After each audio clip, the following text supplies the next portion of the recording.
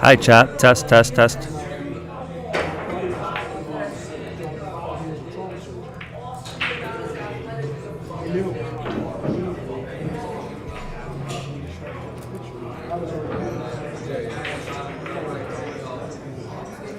Thank you, Boost. We are at Markley Billiards, and this is the Papageorge Open, named after me. It's a Matchroom format tournament with a small entry fee, so we are encouraging a lot of all skill level players to enter. There's no handicap and no entry skill cap, so if Efren Reyes showed up, he can get into this. Al Cruz, how you doing? We had a really nice turnout. We had 26 players. This is a weeknight event, and it's single elimination, races to 5, winner break, just like Matchroom does it, with a shorter race. And the whole goal of this tournament that I started was so you don't have to be here until 4 in the morning, which a lot of double elimination events are. So it's single elimination, race to 5, and it's on the 9-foot tables. So we'll probably be done around midnight, I estimate, starting at 7:30. Actually, we'll probably be done around 11:30, I think. We have streams on 2 tables. This is table 2, where we have Rob Steele playing Tariq Amalia. And on the neighboring table, it's Phil Sherman playing Chris Metzger. Again, these are races to 5, single elimination. Al, I don't think you can get. Al says that he gives Efren the 7. I don't think you can give Efren the 7, but maybe Nick Cruz, your son, can.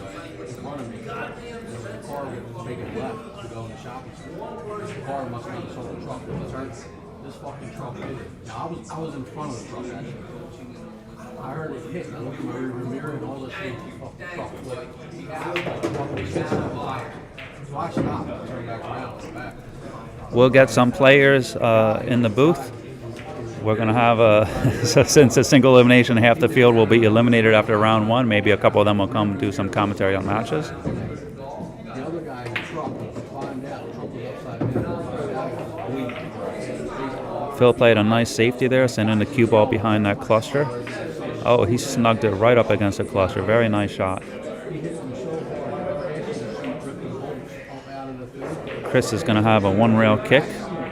He actually has a pretty good chance of making this. I mean, of course you got to hit it first, but assuming he hits it, he has a chance of going in.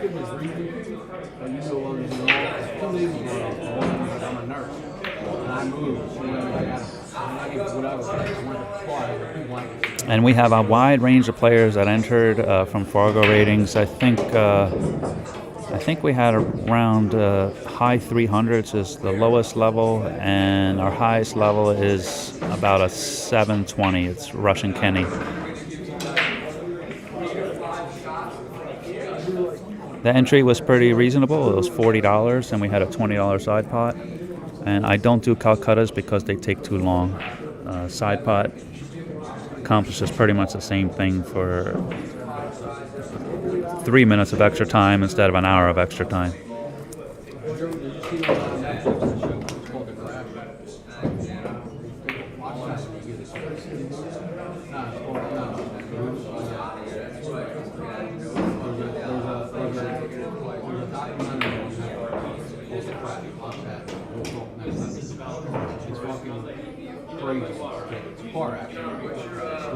Watch the whole documentary. And then when you come in here, tell me what you think. It's pretty fucking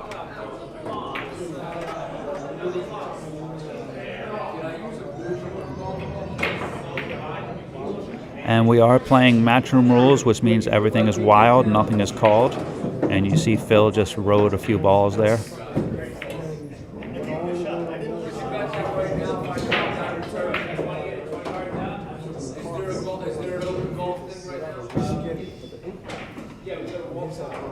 Chris has a 2-rail kick here. This 5-ball carom, I was about to say, the 5 almost looked dead in the lower right corner if he had hit it from the other side. Okay, so after this safety battle that they were both entrailed in, or that's the wrong word. They were both participating in. Phil won the first offensive shot.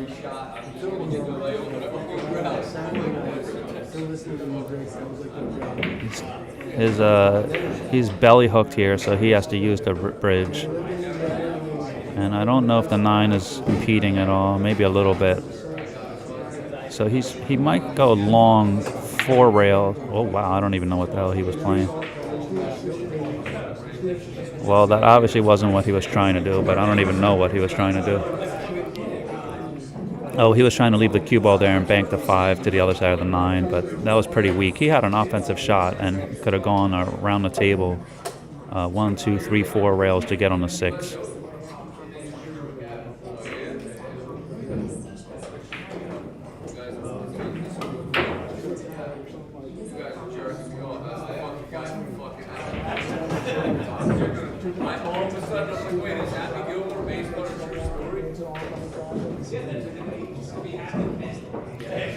Sorry, Chad, I had the 6 and the 7 confused.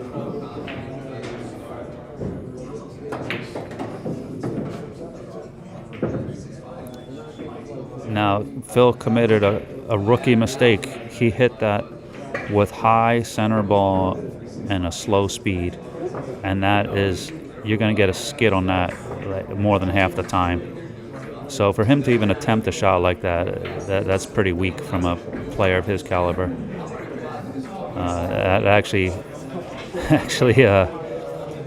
That's one reason to gamble with him. He doesn't know how to play if he even attempted that shot. I'm going to have a word with him afterwards and tell him how bad he is.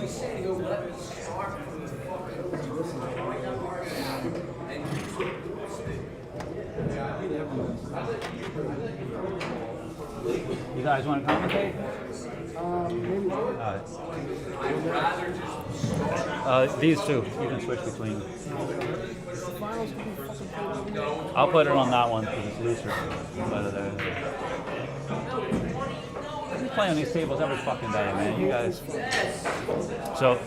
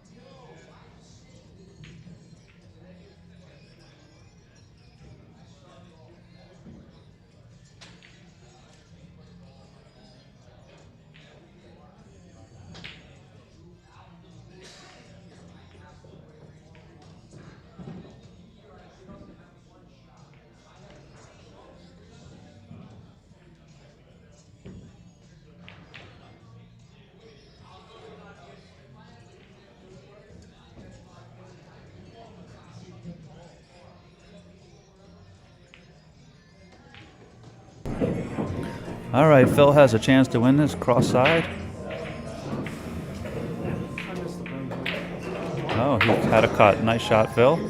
All right, Chris. Phil gets on the board. Chris is ahead 2-1. Let's see what's going on the other table. Rob missed a shot, and Tariq has 5, 6, 8, 9 as the pattern. He plays a stop shot here, and he'll have 6 or 7, 8, 9.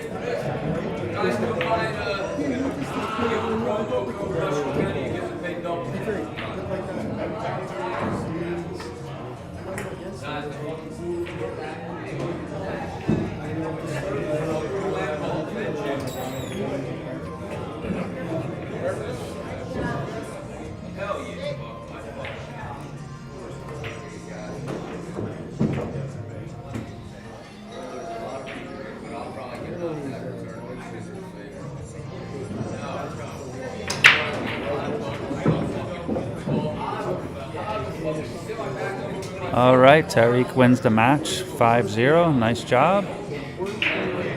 We'll have another match coming on this table in a couple minutes. Sir, no, you're good. You're good.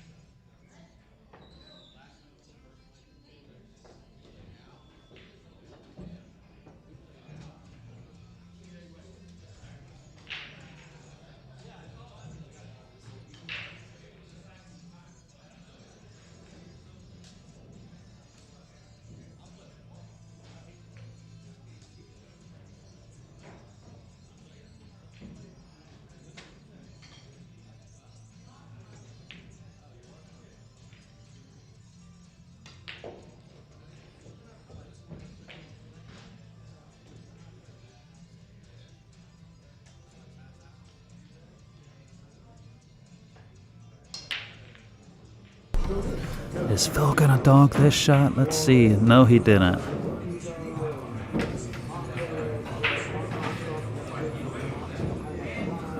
Steve King says, my man Tariq. That's right. How come you're not here, Steve?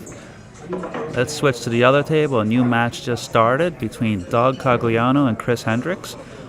Chris comes to all of my tournaments, and he's a little bit on the lower side, but I really like that he puts himself out there, and really any open tournament I have, he always enters it.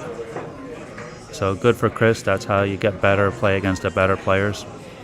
And unfortunately, there's nothing he can learn from Doug Cogliano. Doug stinks.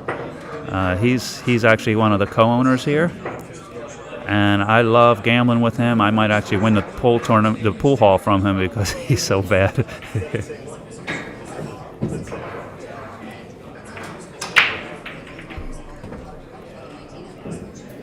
Now, Doug's wearing headphones or earphones, whatever you call them. In my opinion, a weak player wears those headphones. It means they can't concentrate. They can't focus on their game. They're coming up with excuses that they want to block everybody out and play some rap music or whatever shit they're listening to. So, in my opinion, if you see a player wearing headphones, they're just weak. Just beat up on them.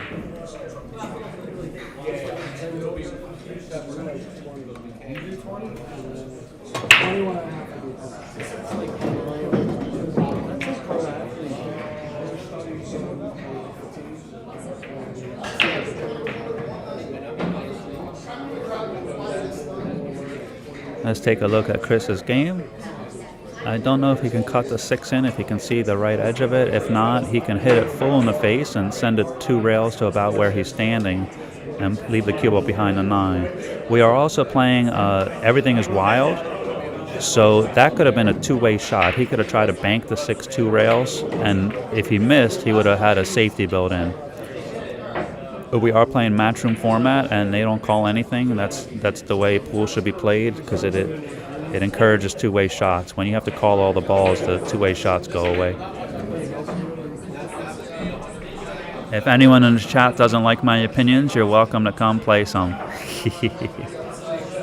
I had a chat member do that a few nights ago, and he beat the shit out of me. So that could be you, chat. Now, Doug got really bad on this. He had ball in hand, and he ended up straight and on the rail.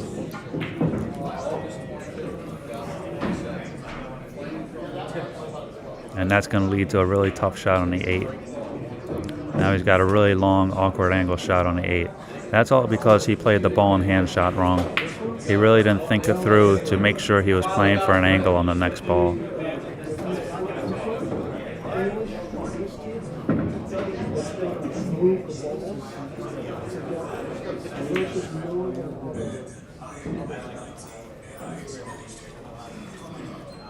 Okay, Chris, I'm rooting for you, buddy.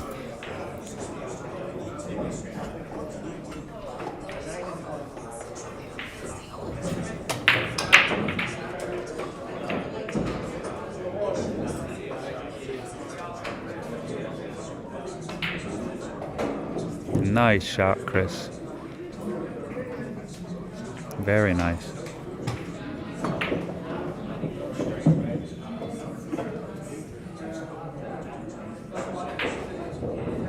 Oh, good try.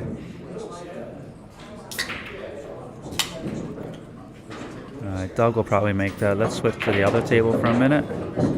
We have Phil Sherman is ahead of Chris Metzger, 3-2. These two have known each other for probably 30 years.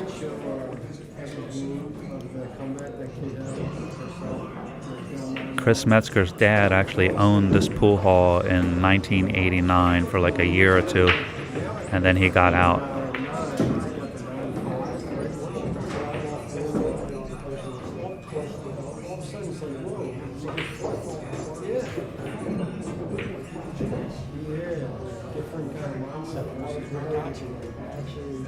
Alright, Phil's going to go for a 4-9 combo.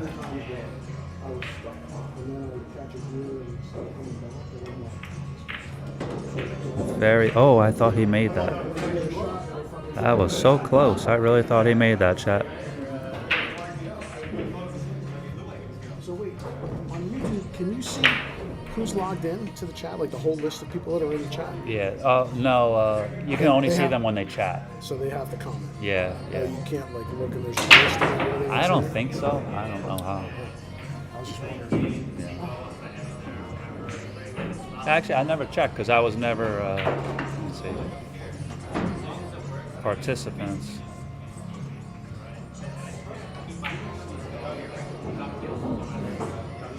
Doesn't look like it. I think only once they write something. Unless you pay for like a premium account. I don't know. And there's no moderation, so whatever happens to you, it must have been, there's no moderation by us. Yeah.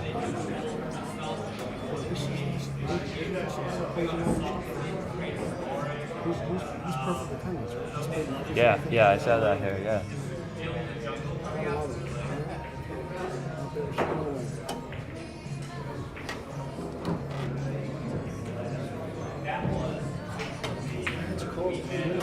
Okay, Phil wins ball in hand. And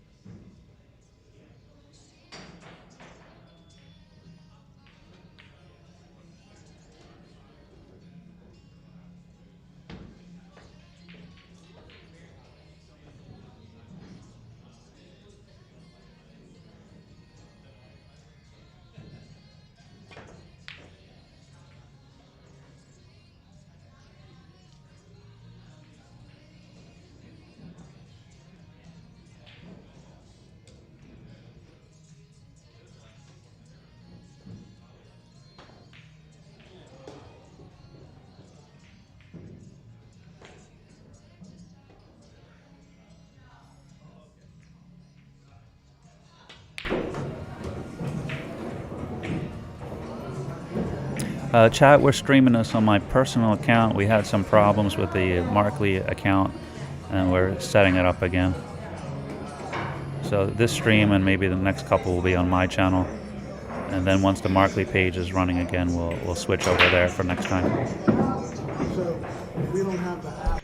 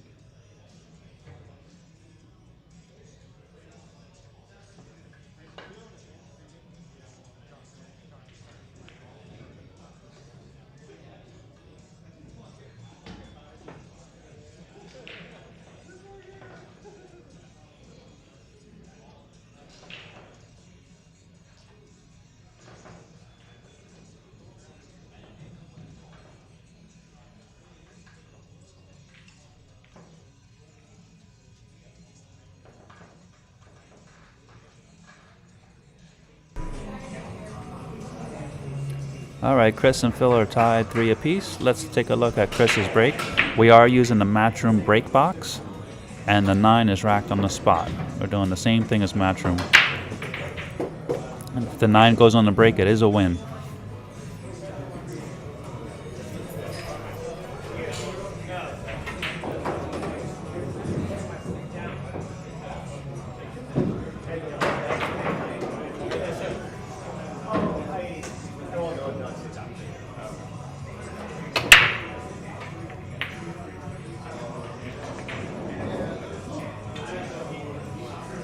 Phil surveying the table. We affectionately call Phil Fightin' Phil. Oh, he's got a pretty straight stroke, but not straight enough to make that bank shot.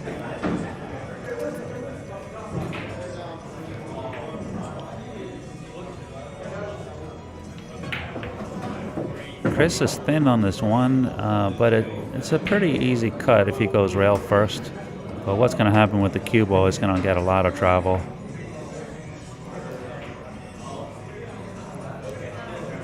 Let's switch to the yellow table for a minute. That was Doug, the current owner of Markley Billiards. Doug and his partner Dave just bought it about 4 or 5 months ago, and they've really improved the room.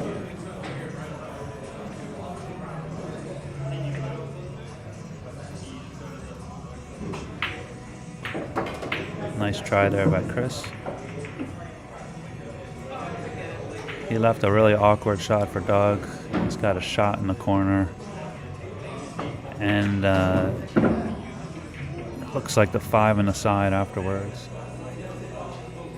Or he could roll up on this cluster and play a safety. That's what he tried to do. He hit it a little bit too thin. He wanted to go to the rail and back into the cluster, but he hit it a little bit too thin. Yeah.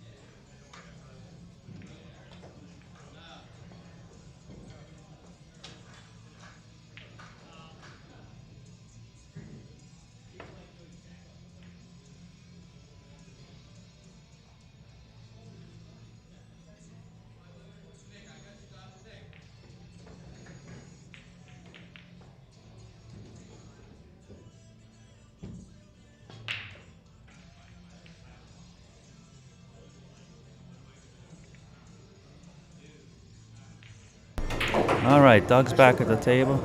I want to go back and watch that video when we were talking to see if you can hear us cracking up. And I'm like, those people that see the players and just push out. You like turn to the wheel. Doug has a difficult situation here. I think he can go forward and miss the side pocket. Yeah, he can definitely follow forward, but it's a long shot.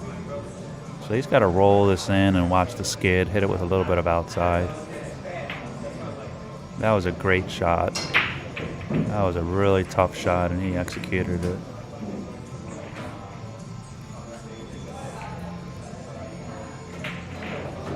Nice shot. Chris wasn't giving him a courtesy there. He was just moving away from his shot line. So players will do that just as, so they are not sharpening you.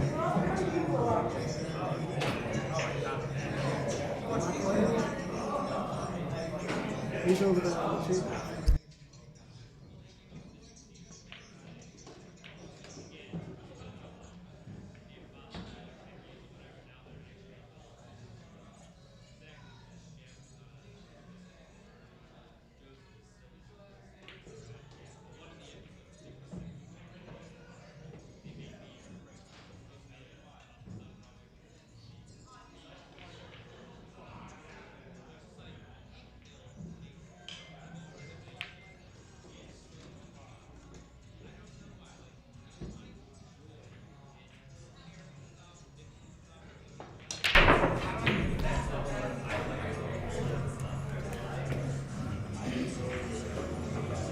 Phil Sherman makes a nice shot there.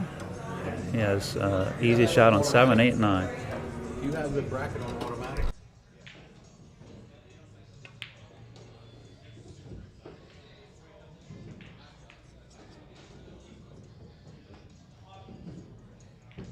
We do like.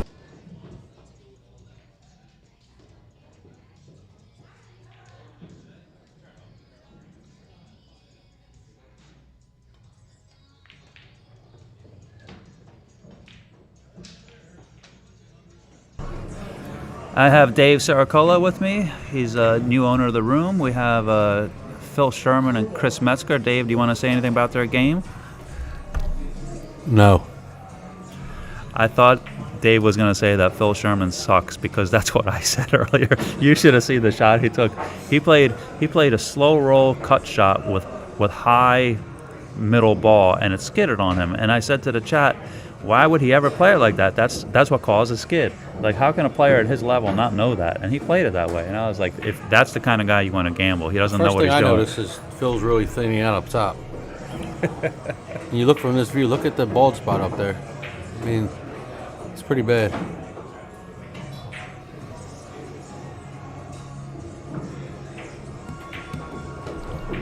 While they're racking, let's go to the other table. Doug, he's winning 2-0, and as we mentioned before, Chris comes to every single tournament we have, all the open ones without a handicap, and he's one of the lower level players. So that's what you got to do if you want to get better. You got to just put yourself out there and keep grinding away and playing better players and see what you can pick up.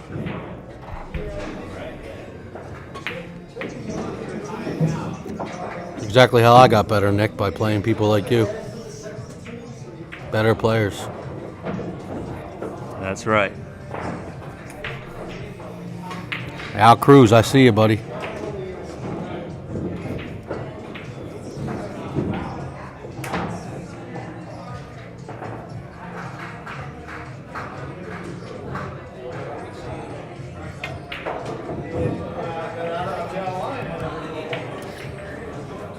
That's the comments.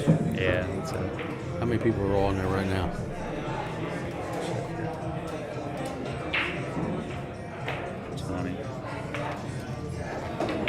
Did you guys share it to your page? Yeah. So I have a question for the chat. Russian Kenny's here, and we want to make a big bet. Russian Kenny's never played a day of golf in his entire life. He wants to take golf lessons starting tomorrow, August 26th or 25th, whatever the hell tomorrow is. He will golf for 365 straight days and will bet anything in the world that he can break par for from the Yeah, professional on the digital app. tee box on a professional golf course. For anybody that thinks that can happen, Like you have this app, right?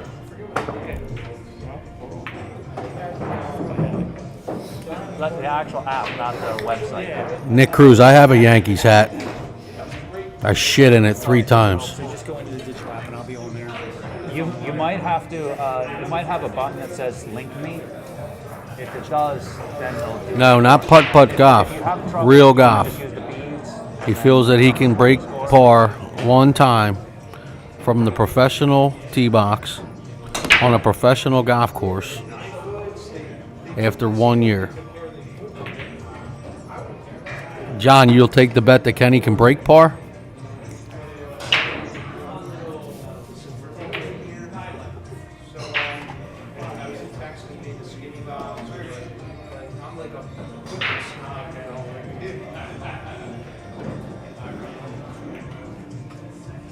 Okay, yeah, he won't. Is correct. That's the correct answer. I mean, anybody that thinks he can break par after a year, I mean, if it was that simple, how come the pros don't break par every single round? I mean, this guy's never swung a golf club.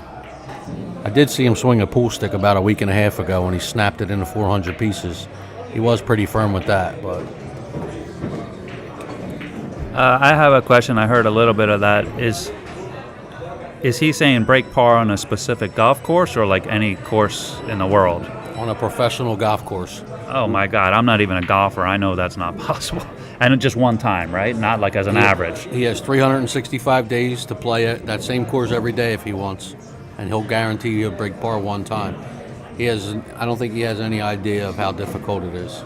Well, that's a non-bet because Kenny doesn't have enough money to to play a professional golf course. The entry fee. That's what I mean. He doesn't have enough money to do that. I mean, the only answer I needed just came through. Mike Durning Jr. said he can't do it. And if Mike Durning Jr. says something, you could take it to the bank.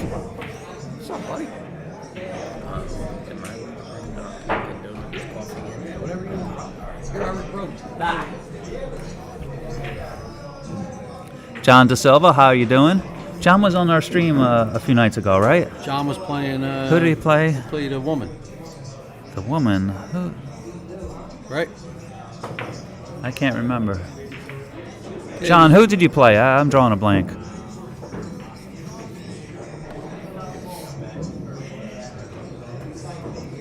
In the meantime, Doug is going to run out here.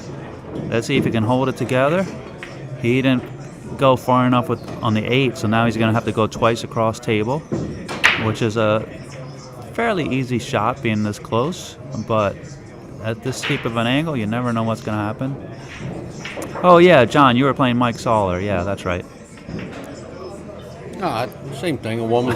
Yeah, that's what. That's what. Just kidding, Mike. You're my buddy. I played Mike Soller the other night, and it was a good matchup. Oh, that's John. That's what I'm thinking about. Yeah, you're playing Tracy on Thursday. I seen Tracy last night. She didn't talk any shit at all. She just said, I'm playing John Da Silva Thursday night. Should be a good matchup. Tracy's playing well. Are they playing here? Are you guys playing here, John? Yeah. At Markley Billiards? Yep.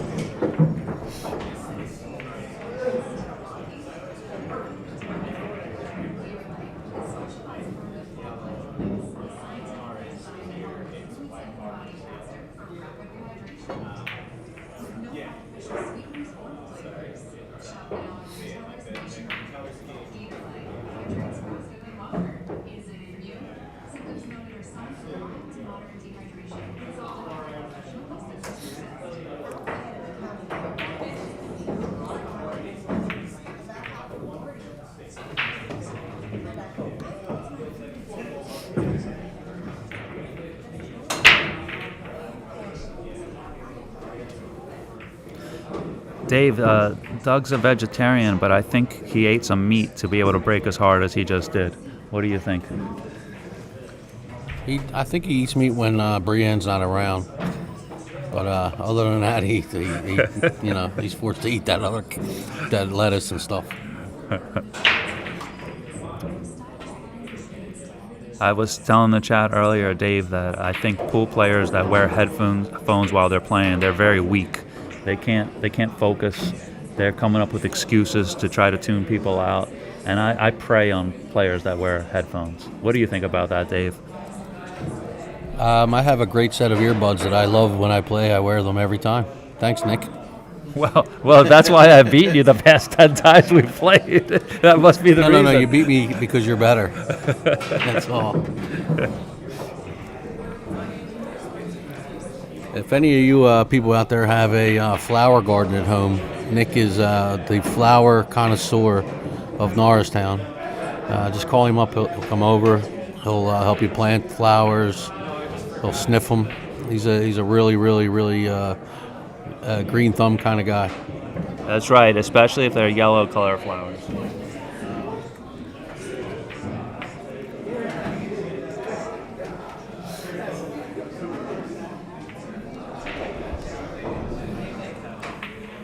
Okay, let's watch Chris's game. Made a nice shot at the one.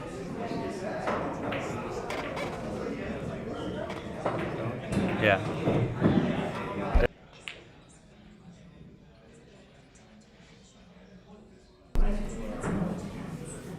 All right, Doug's back at the table. He's got a shot on the 3, and he's gonna have to draw straight back to get on the 4. The cue ball might hit the middle of the table cluster unless he hits a real full. That was a great stroke. Yeah, that was the problem with that shot. Even if he hit it perfect, the cue ball was tracking right towards the next ball. So he would have landed on top of it like he did. Now we are playing luck counts here, so he could almost play a two-way shot here and try to bank this in the side, carry him off that ball in front of the side pocket, and leave the cue ball behind that cluster, or draw it behind for the 5 in the side if he were to make it. Instead, he played the smart route and used that entire wall of balls as a wall to block.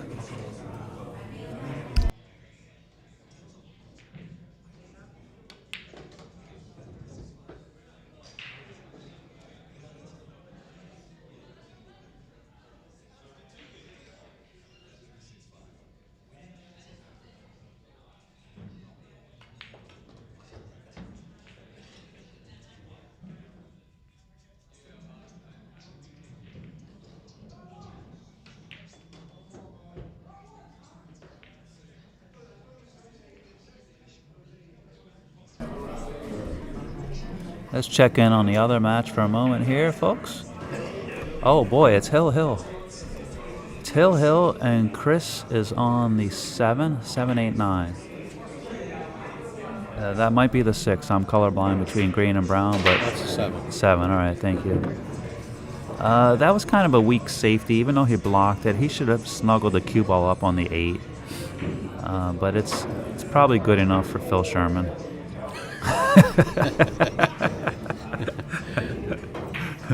Kristen, get the kids. I got a story for you.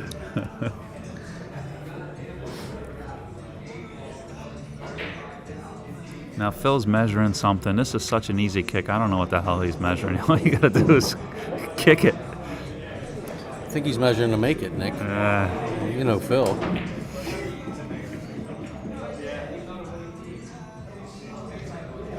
You can either make this or you can try to stick the cue ball there and freeze it behind the 8 for a safety. I think he was actually going for both, maybe. That was a good try. Now, if this is the game, if Chris makes this ball, he's going to win the game. The cue ball is going to go twice across table, and he'll have a shot on the 8. All he's got to do is make this ball. I'd like to wager on that, Nick. I bet you $1 that if Chris makes this ball, he still don't win the game. All right, you're on.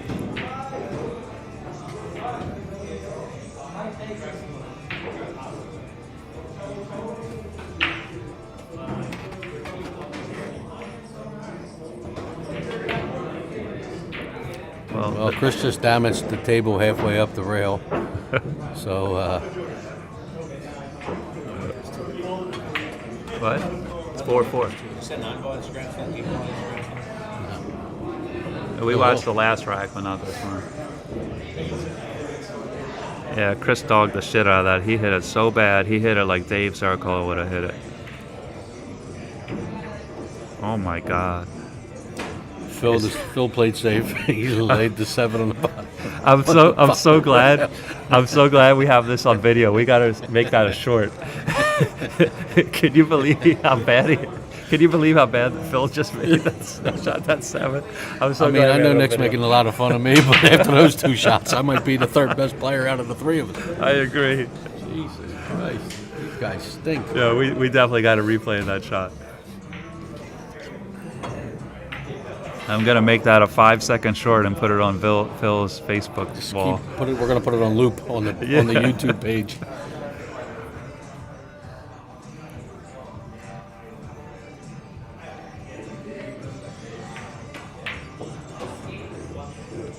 Nice shot, Chris. That was clutch. This tournament. Nick, why don't you take a minute and go out and get Phil's keys and start his car for him?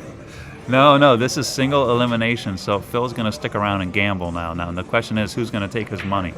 Chat, does anyone want to come here and take Phil's money? I'll put you in.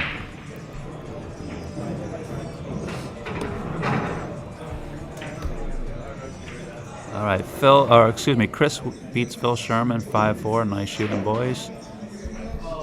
On our other match. Oh, by the way, chat, we have 3 stream tables here, the 2 9-footers, and this is a 7-footer that we have on stream. It's just some regular customers enjoying a night out. They're not in the tournament. The tournament's on 9-footers. We'll get another match called on table 3 in another minute. Dude, that ball he missed was so fucking bad. I want to bring him over. Is that all right? Oh, yeah. That's what all right, chat, we're going to have a treat for you. We're going to bring Phil Sherman in to tell you how bad he played. Wait, let's cue up that shot on YouTube, Hunter. Yeah, bring it up. Right. Phil, when you're done.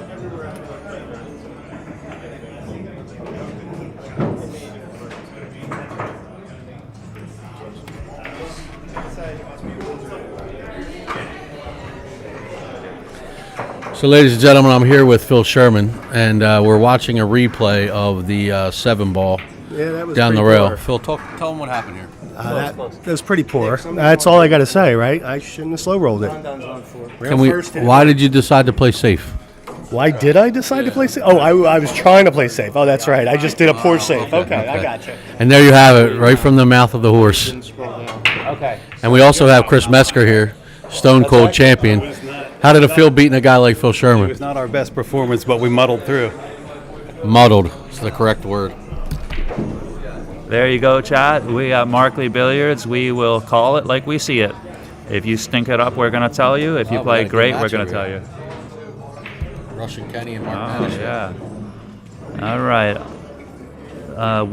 Starting on the next table, we have Mark Nanashe. He's the top local player here at Markley Billiards, playing Russian Kenny. He's probably the top player in the Philadelphia area. He actually lives inside the city, Philadelphia. So that's going to be a good match. It's going to be a race to 5.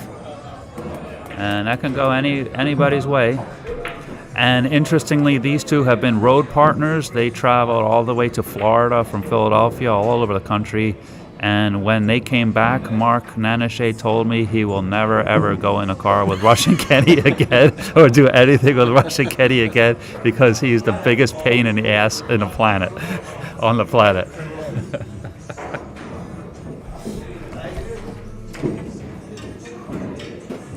All right, while they're lagging, let's see the conclusion of this game. Doug has this shot, and he's going to roll forward to make the 9. Very nice shot, Doug.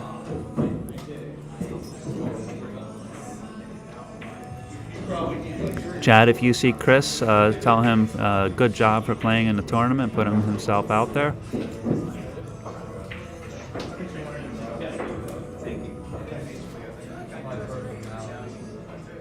And we'll have another match on this table momentarily.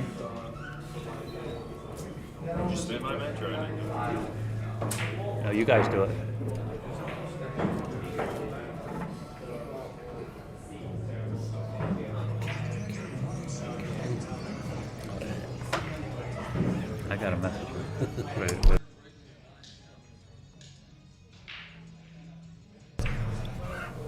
Okay, Mark Nanashe won the lag or the flip, whatever they were doing. Did you say that you had a tournament? I said yes. Yes, they were around the table. Well, big table 11. You went on Ghana. Fucking 24 pounds right down the fucking table. Now, Mark has a lot more experience than Kenny in Matchroom format tournaments. Kenny definitely has more experience overall, but Mark really practices the Matchroom format break more than Kenny. So I look for him to have more success on the break than Kenny. So I got first and the second. That one I'm okay with. I don't give a shit about. 2 cash? You got 1 and 11. Phil, 2 cash? And Mark's breaking much closer to center table than the break box. So, and you saw he's made the 1 in the side and zigzagged the cue ball across the table. And is this the 2 or the 4? That's a 2. And he's got something on the 2. So a good start by Mark. Go ahead, Dave. You want to say something? No, I just want to congratulate Phil Sherman on his finished 25th place. 24th place out of 26 players. Nice job, Bill Sherman. Hey, 24th place. That's really good. That's good. Yeah, you like that? But Chris, you got 24th place too, man. Nice fucking guess what? job. My Fargo's going down now, buddy. Watch out. No, it's not. You lost to a higher ranked player. What? Chris Metzger. No, Chris is slower. I don't feel too bad. Better player got knocked out before me. He's not a better player. Don't kid yourself. Dude, I don't care. I'm going home. Get some sleep. I already messaged if Kristen was watching the chat. I said, Kristen, get the kids. I'm coming home. Oh, shit. I was here 2 hours yesterday before, and I was making nice shots. And today I'm overcutting and I can't see. Every day's different, man. That's the crazy part about this game. You play this guy? Oh, it would have been you and I. What? Trying to work on hitting the ball soft.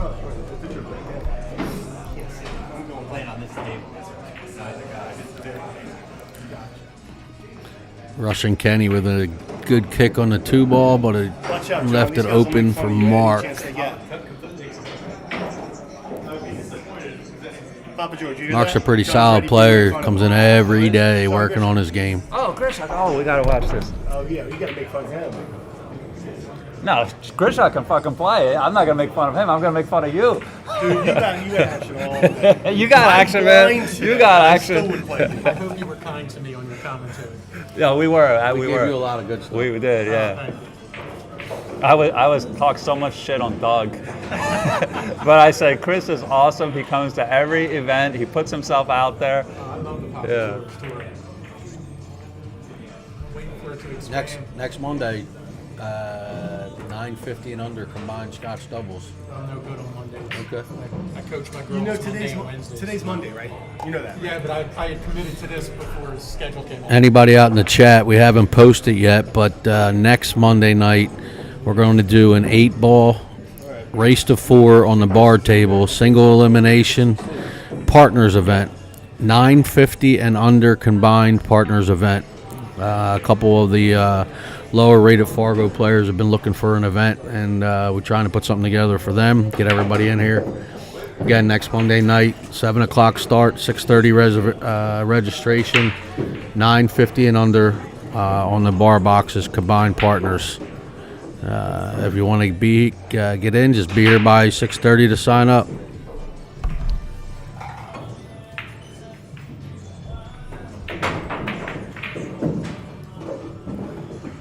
Actually, I'll look for a partner for Does he have an opponent?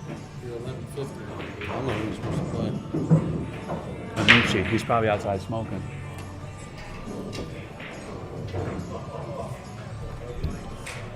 He's calling it. He's walking over to get his shit now.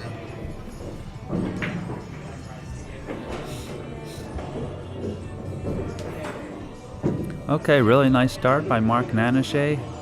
I think he ran a couple balls off the break. I wasn't paying attention, and then played a safety and left Kenny a jump shot. Kenny made the hit, but left an offensive opportunity for Mark. So he can go 2 rails around and play the 6 in the upper right corner. Oh, he drew 1 rail out to middle table to play it in the side. Either shot would have worked, but he missed, of course. Now this is a really tough shot, even for someone as good as Kenny. He's really close to the rail and straight in. I think he's probably going to try just to stop the cue ball there rather than draw back, because it just makes the shot easier and it'll be a good enough angle.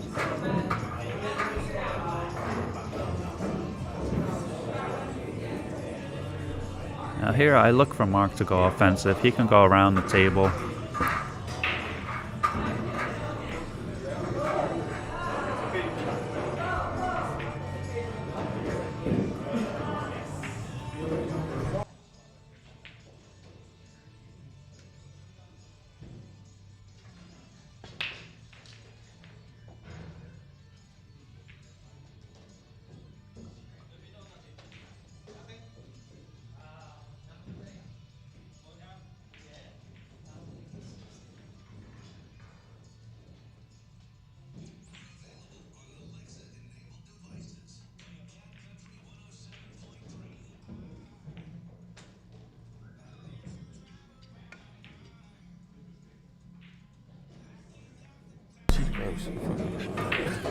All right, that's the shot I was talking about, but he just missed it.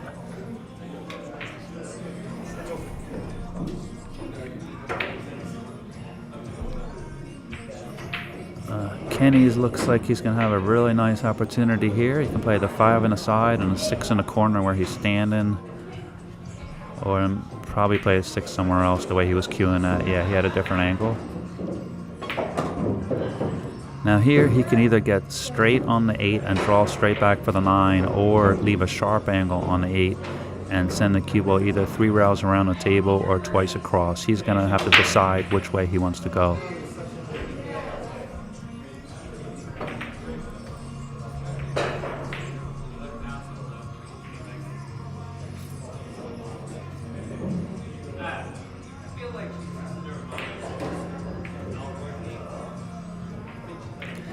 That was kind of an in-between. The angle he left himself is a little bit harder, and he's very close to being on top of the 9 ball.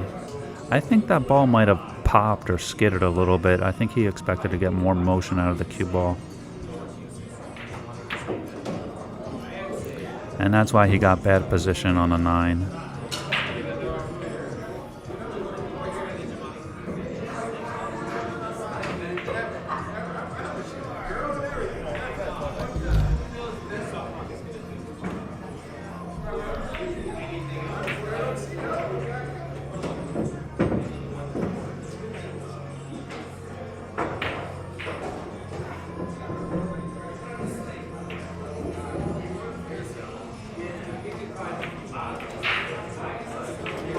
All right, so the whole reason Kenny dogged that game is he didn't get a good position when he had a straight-in shot.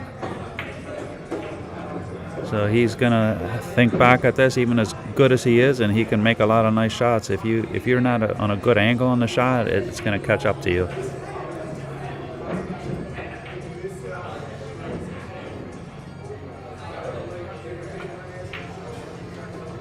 All right, Mark wins the first game. Let's check the other table. While they're racking, we have John Greshak and Chris Amici. Chris is a regular here. He's here every single day for the afternoon special.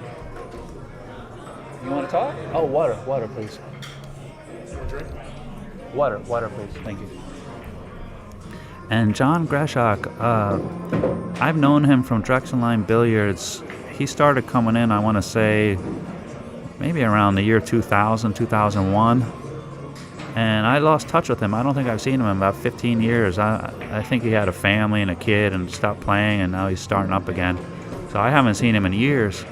And he was a really good player. I see his Fargo rate's 657, but I think he's only has like 60 games in the system. But his best game is actually 3-cushion billiards. And he had a really nice old Mucci Gambler cue. I don't know if he still got it. And he played 3-cushion billiards with that cue.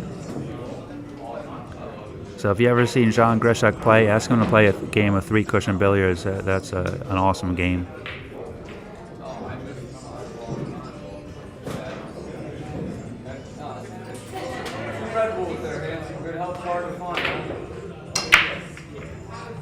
And Chris misses an opportunity on the 9.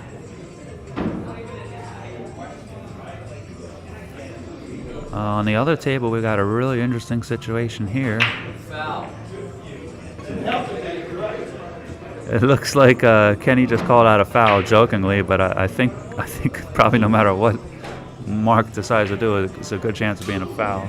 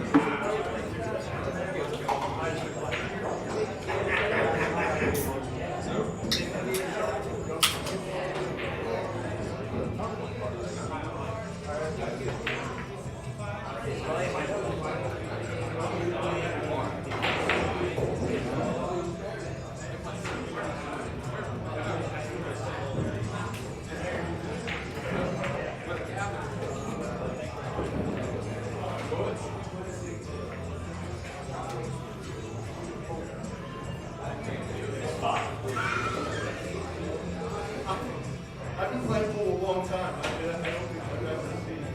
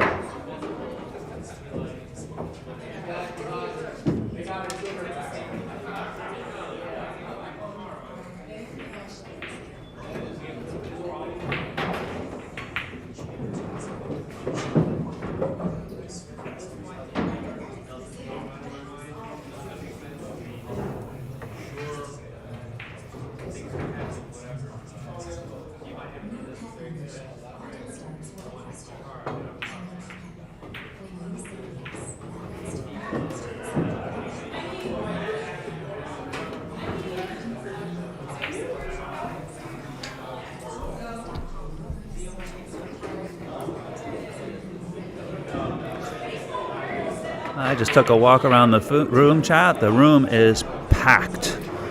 We have 8 tables going for the tournament. We had 27 players. They're in the second round. And the bar tables, there's 7 bar tables. They're all occupied by customers.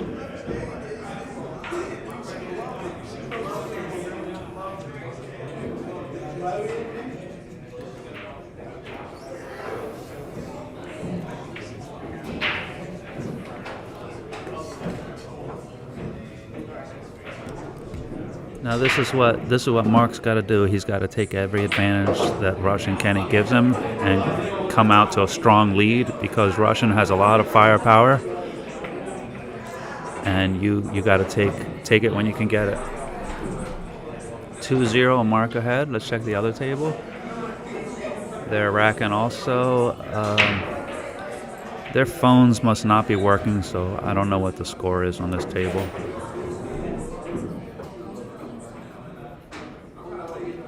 Oh, and Kenny and girl are having a nice little kiss. It won't help him, Kenny, though.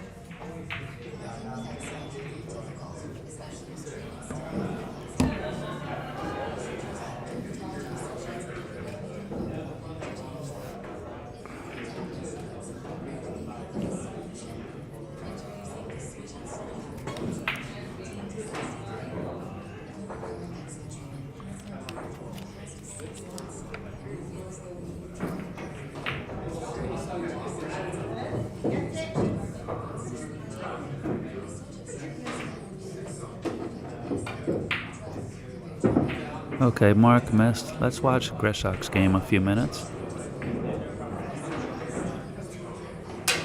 Oh, I was just talking him up and he miscued. All right, let's see Michi's game. Chris and Michi with ball in hand. Chris really puts a lot of time into the game. He's here about every day for the special. There's 2 or 3 different specials at Markley Billiards. I think the first one is from 9 a.m. to 3 p.m. I think it's about $13 for that whole time period. And then they have one maybe 12 to 4 p.m. And I think the last one is about 3 to 7 p.m.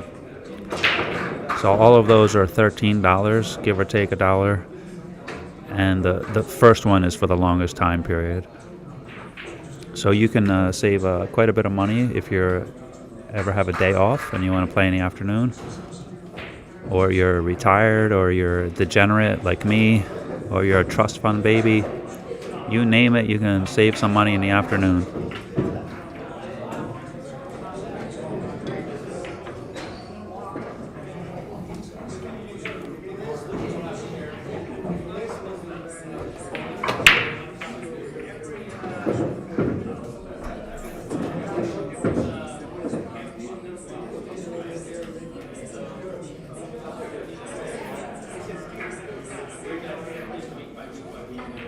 I felt real bad. John Greshok, I hadn't seen him in so many years, and he came up to pay his entry fee and say hello, and I didn't know who the hell he was.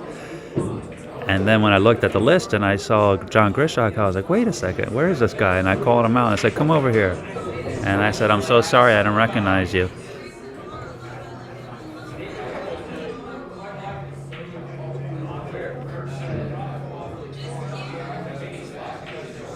All right, that was a really nice safety by Chris. He might have left the edge of the 5, but he had a really nice idea, thinning the 5 and going 2 rails behind the 8-9 cluster. Let's see what John could do. If he can't hit it directly, I look for him to make a really nice rail first kick due to his 3 cushion experience. But he made a liar out of me. He's going for the jump shot instead of the rail first kick. That really surprises me for a 3 cushion player to choose the jump shot. Let's switch back to the other game. Mark Nanashe has a chance to go up 3-0. If he wins this set, he would have actually taken off the favorite to win the whole tournament, Russian Kenny. I think the closest player to Russian Kenny by Fargo rate is Sean Dobson. He's in the tournament also, and I think Sean's about a 685, and Russian Kenny is a 715. Actually, I don't think that rating is correct on the screen. Let me check it on the Fargo rate app. I think it's more like 725. Let me check it.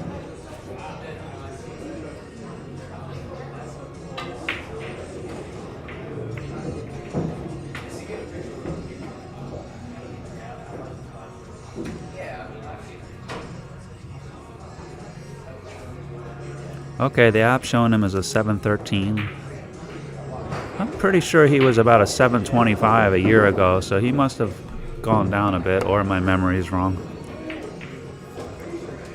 Very nice shot by Mark, shooting the 8 in the side and sending the cue ball 3 rails around the 9. That's a standard position route.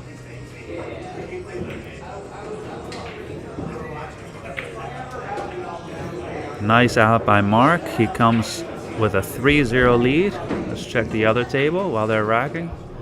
Okay, here's John Grishak. He actually had a very similar shot, 3 rails around the 9. And when you're using the magic rack, the 9 stays on the spot most of the time, unless it gets kicked. So playing around the 9 is a good thing to practice for. Oh, that wasn't John, that was Chris Amici. And okay, Chris goes up 2-0. Oh, hi, Samsonite Claim Department. He asks how many players are in the tournament.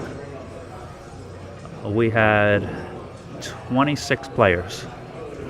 This is an open tournament, no handicap, no player cap. If Shane Van Boning were in town and he wanted to enter, he would, and he would play everybody even. It was not an expensive entry fee. It was $40, so we had all levels of players, and we had a $20 optional side pot. And I'd say probably about 80% of the players got in the side pot. So it's a really good field, and it's single elimination, so we're all done before bedtime for a weeknight.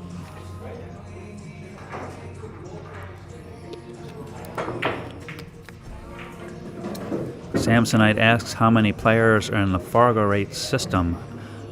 I actually think that is over 100,000. I know they have that statistic on their website. Let me go check for you.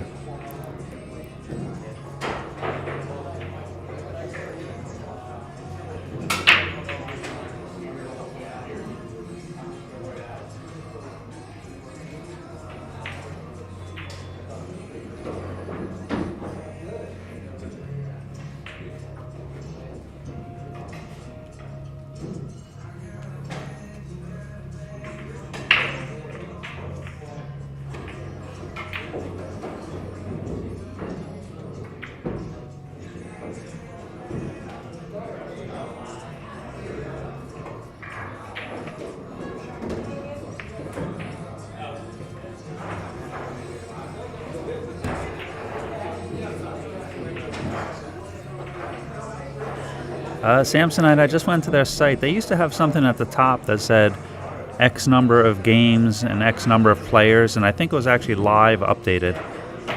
But I don't see it on my phone. I'm pretty sure it was millions of games and like 100,000 players.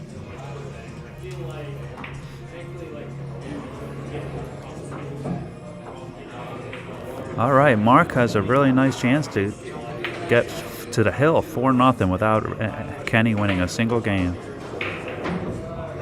That was a really nice draw shot to the rail and out. And he's got a little bit of a tough angle here. He's got to really pound this to bounce out. Well, he had more angle than I thought, so he played that great. The table they're playing on right now, by the way, is 4 1/4 inch diamonds, and the other stream table is 4 1/8. The rest of the tables in the room are 4 1/2. We actually wanted to put the camera on the regular tables, but the cords didn't reach. All right, Mark is ahead 4-0 on Russian Kenny. Back to the other table, Chris Amici.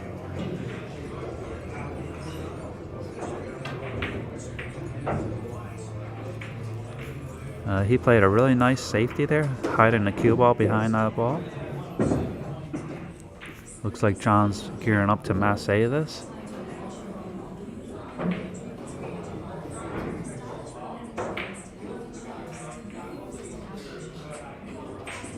I don't think he can masse it. I think he's going to have to kick somehow at it. He's got a 2-rail kick right where his stick is right now, to the bottom rail, long rail, and in between the ball he's frozen to in the 9. That's what he's looking at now.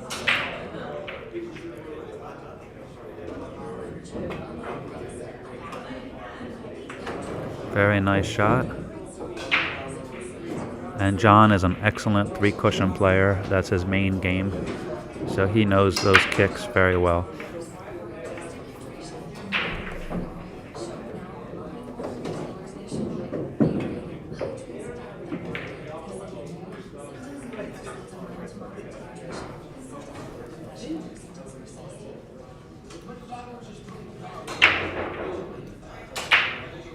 Okay, Mark's measuring up something on table 3.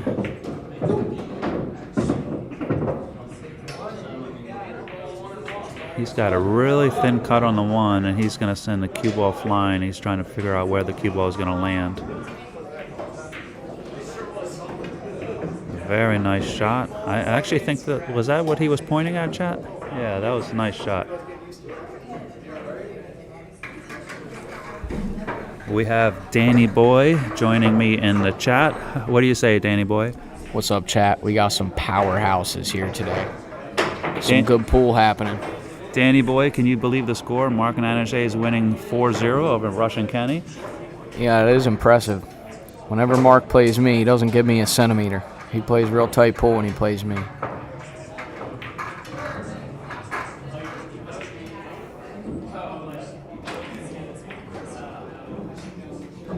Very hypercritical of his positional game, but I believe that it's because he thinks and knows that he can get a little tighter and knows he can play tighter, so he gets a little upset about that.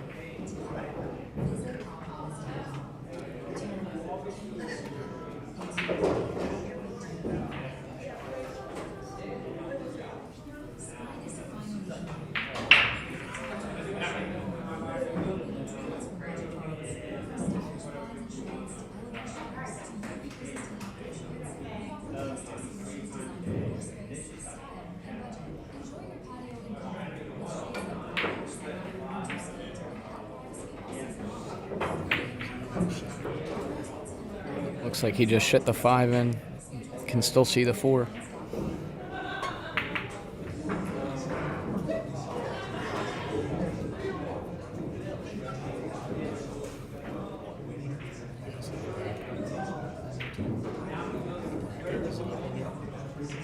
It's on digital pool. Tuz is down 3-2.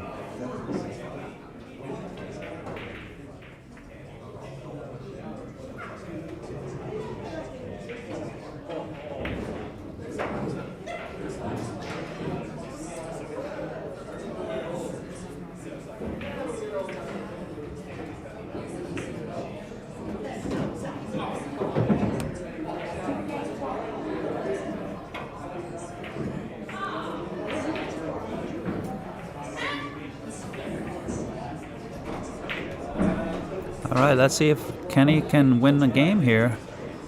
If he doesn't win this game, he should just go home and hang himself because this is as easy as it gets for a good player.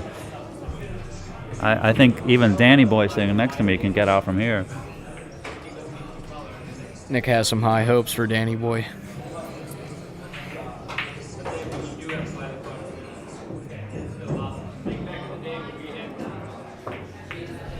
All right, he's got a tough angle here. He's straight and he's on the rail or close to the rail. He's going to have to jack up and draw to the 8 in the side, which will make the shot a lot harder than it would have been if he had an angle. Remember, Chad, always leave an angle.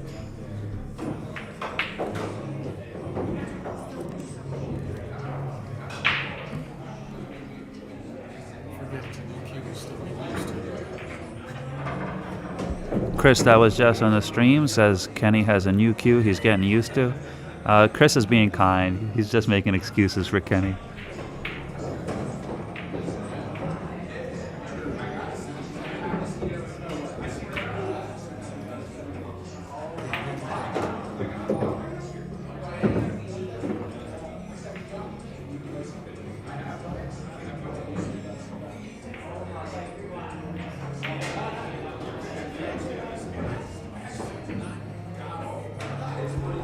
All right, Kenny gets on the board 4-1. Let's check out the other table. Chris is still ahead 2-0. Looks like he has the shot on the 3 and then the 4s in the side.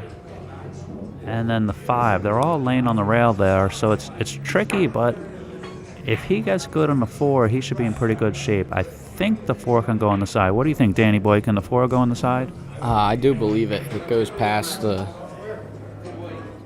nipple, and he will have a layup on a 5 if he plays it nice and slow. Table looks pretty open after that.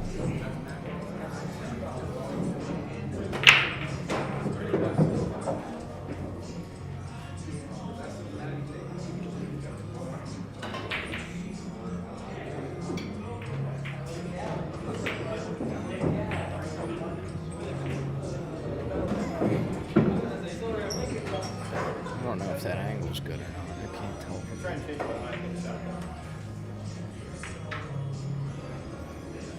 Looks a little tight to the 8 ball here on his angle.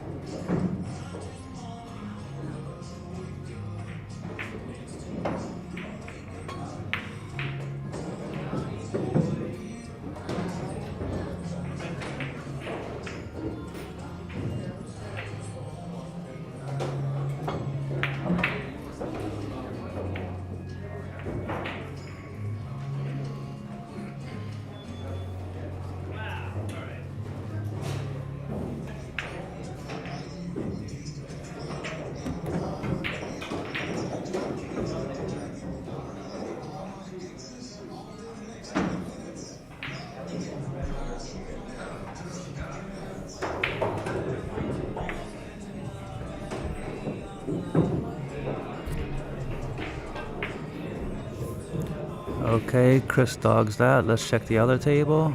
Kenny's shooting. He's got his ass on the table.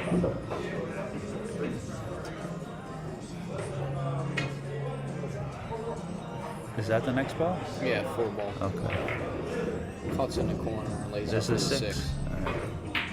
Lays up for 6. Oh.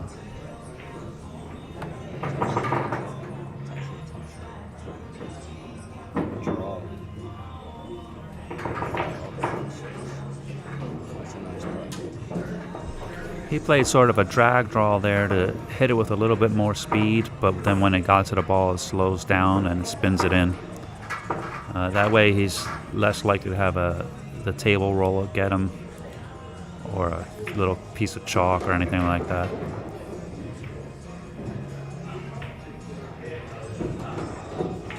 Now He's a little bit flat on this, but being so close to the rail, he can go rail first.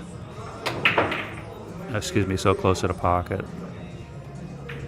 And that's exactly what he did to get a closer to shot on the 8.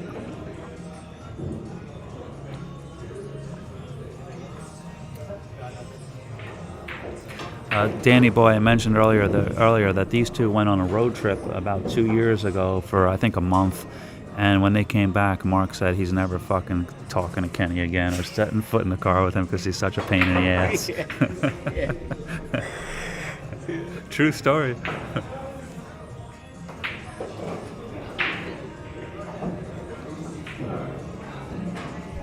All right, Kenny. I think it's actually 4-2. I think they forgot to put their score. All right, on the other table we have 2-0. And Chris is lining something up. He can either slow roll this and play it one rail or go twice across table with a lot more speed. Let's see which way he elects to play it. Option A. Wow, Nice very touch. nice shot. And them triple shin pockets too. That's a nice touch. Yeah, this table is 4 1/8 inch pockets, ordered that way from the factory.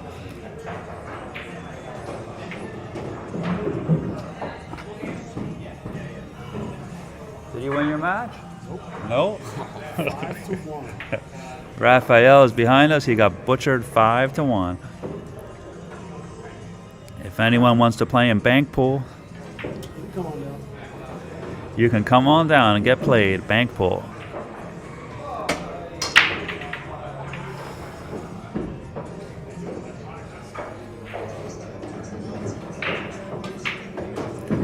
Wow, Chris is really upsetting this. John Greshek is a really fine player,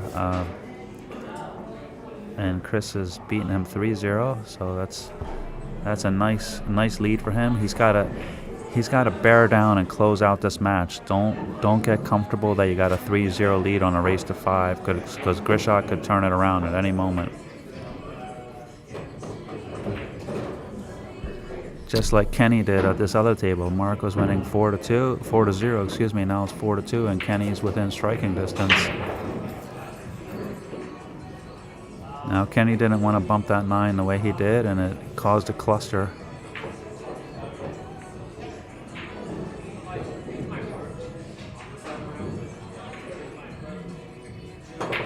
And he's got a kick shot at the 3, 2 rails behind it, and try to leave the cue ball there and send a 3 where he's standing, 2 rails. 1. Okay. What do you think Mark's going to try here? If it was me, I would slam the shit out of this and play the 3-9 combo, and you see the 9's going to go off the 5. Is that the 5? Yeah, right. It's going to go off the 5, carry him off the 5, and into the corner. That's what I would play. What would you play, Danny Boy? That's exactly what I play in a wild 9 format.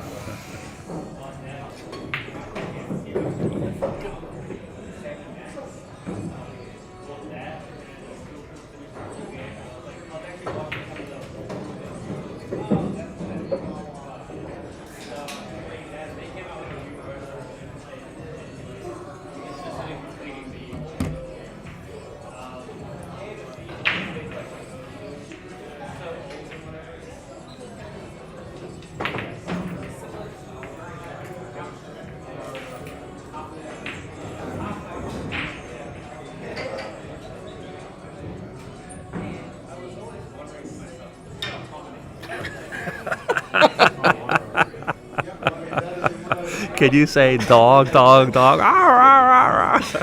All the anticipation in the world leading up to that shot. And we'll never know what he wanted to do. He spent about 5 minutes lining it up, and then another 5 minutes stroking it.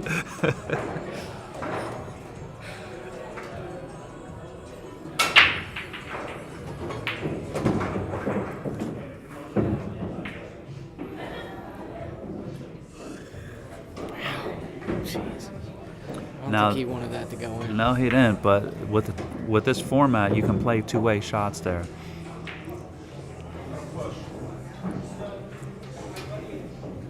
Al Cruz says Mark was trying to stick him on the 9. See, that's why he miscued, because he wasn't trying to ride the 9. Nick Cruz is his first day of school today, so that's why he wasn't at this tournament. It's a school night now. When he gets a little bit older, he can be a bum like us and no job, no school, no nothing. Is that right, Daddy boy? Stay in school, Nick. You're a great kid. Al's doing a great job being a great father to you, Nick. Whether you boys are here or not, you're always here in spirit.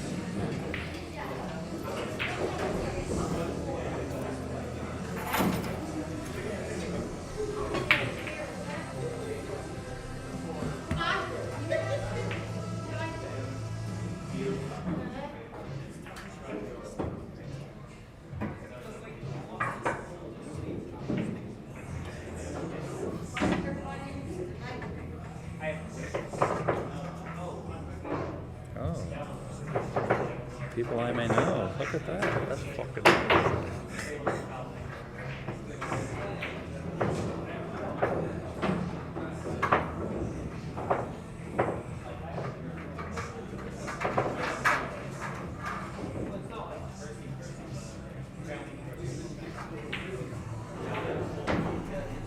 This is how stupid AI is. He's asking if the predator cue ball is lighter. And it fucking tells me that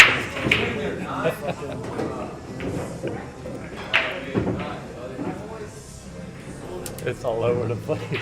Some stuff it gets right on. Mark has a huge opportunity here, and I know he's happy to have it. It's like, yeah.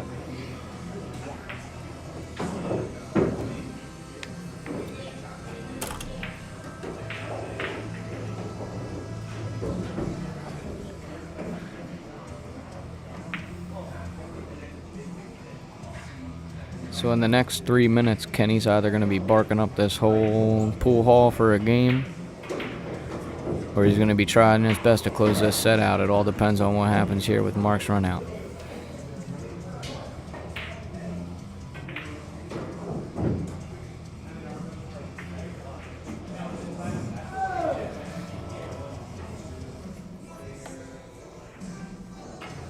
Here's the share button on this.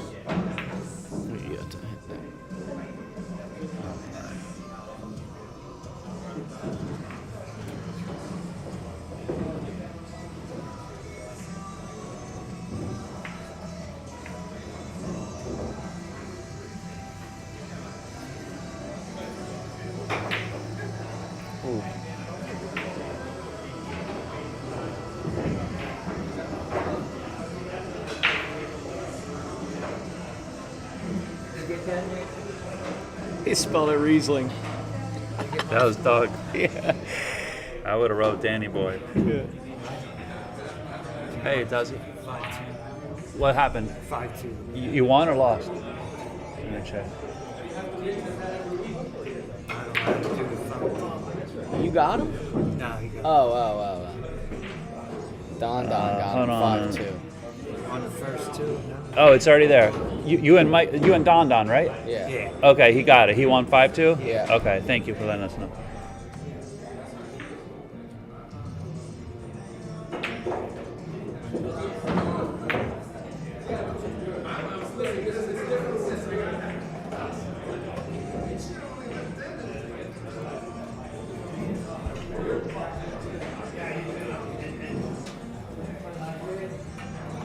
That was an old warhorse Tuzzy. He just lost 5-2 to Don.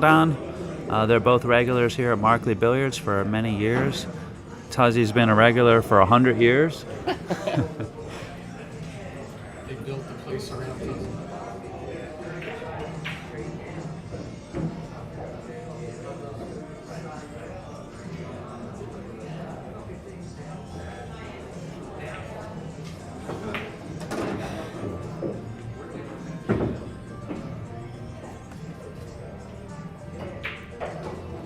What the hell's this? 12 years. Yeah, that was 12 years ago.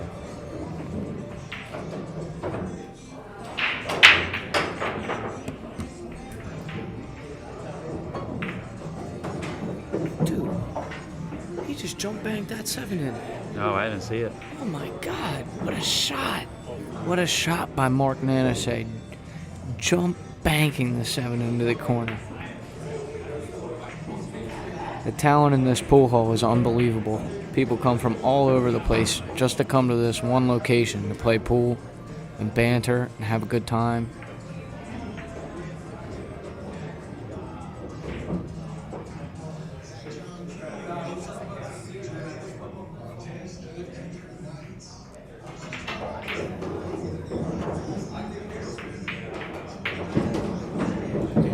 Mark is able to close out the set against Russian Kenny, 5-2.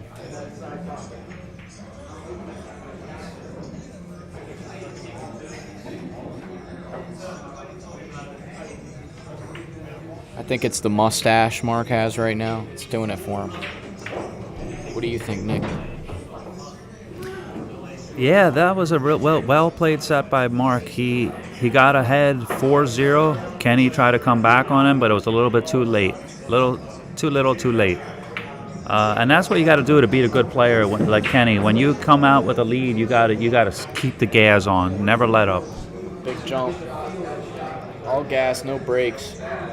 Smart play. Okay, while we wait for the next table on this match, we'll switch back to this other match. We have Chris Amici's really doing well against John Grishak. John Grishak's at the table right now. Made a really nice 2-rail shot there.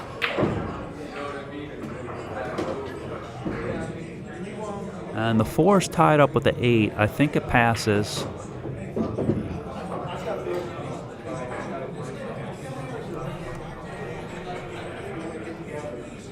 And he's got a nice sharp angle, so he could go twice across here to get on the 5. Very nice shot. He hit it a little bit fat. That's why he didn't get as much cue ball movement on the 5 to get on the 5 that he anticipated. He's still got a chance to make this and get a shot on the 6.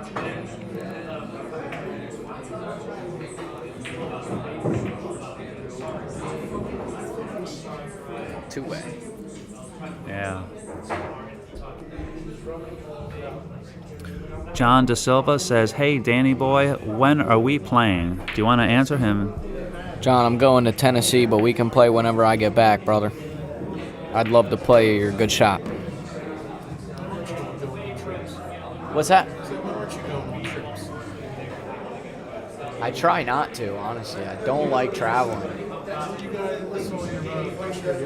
We were just at High Rocks. What's that? High Rocks is in Tinicum. It's kind of near the river. Oh, okay. Yeah.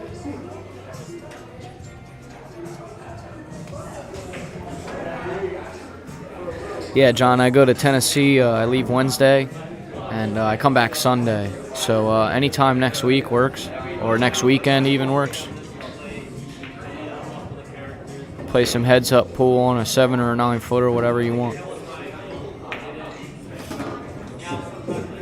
I'm up for the challenge, my friend.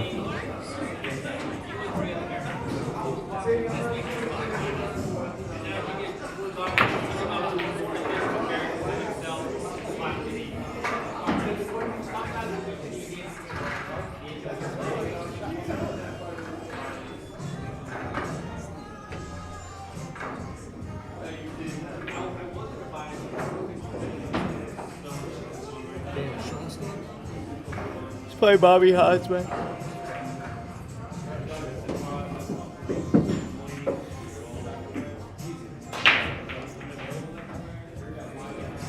Nice little safety play there by Chris. Chris is trying to freeze that 5 ball to the rail. Give his opponent little room to move. And as a result of not freezing that ball.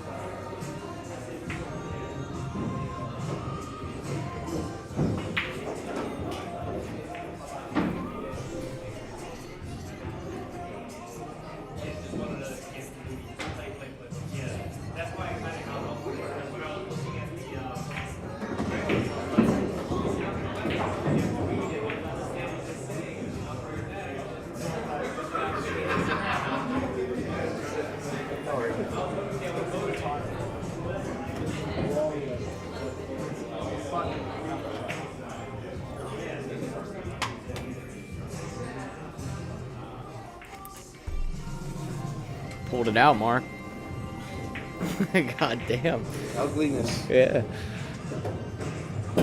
I mean, I Some wouldn't. good in the middle. That bank 7 was fucking sick, dude. That Off the jump 8. bank. I didn't have anything else. There was no way to play safe, no way to do anything. And that, believe it or not, the funny thing about that, as long as I went long, it was a big pocket. Yeah. Because of the 8. Yeah, Yeah. as long as I went long, like it couldn't go directly. The 8 was blocking the pocket. Yeah.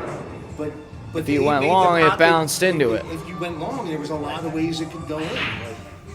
So I just hit it long. What were you trying when you miscued on a 3-ball? Were you trying to stick them on a 9? Yeah, but like a really slow kill draw Yeah. shot because the 3-ball had to go 2 rails and not come up high. And you enough were that so could see far, it. you had to keep that draw going Yeah, that long. exactly. Soft draw though, like it was a touchy shot. I Yeah. should have done something else. Yeah. I mean, actually, it wasn't. The way it ended up was probably better than. Because I think what I would have tried, I think I would have lost the 3. I think I would have parked the cue ball behind next to the 9, but the 3-ball would have came up high enough that he would have had to. He would have been maybe have a better 'Cause it's opportunity so to get hard- out than he it's so already hard did to have. control the speed of the Oh my object God, ball on yeah. that shot. Oh my God, It's yeah. easy to stop the ball, but it's hard to control the speed of the 3. Yeah. Like you got to practice it a lot to be able to hit it soft draw enough that You know exactly where it's going. You're barely putting energy into the 3 ball. So, and I missed.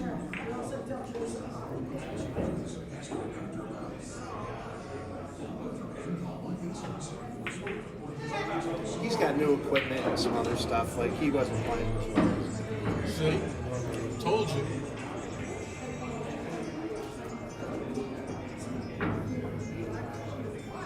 You guys thought I was just being right now, right? No, I mean, it's definitely valuable. You know, if I were to have a brand new cue, it'd take me a while to get used to. 100%. Take me.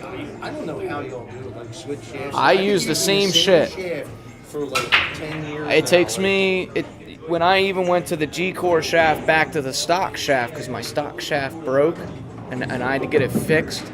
Even that swapping back is a big deal. That little bit of deflection and accounting for all that and making your brain train to that. And then some people are like, oh yeah, I'll use this, I'll use that.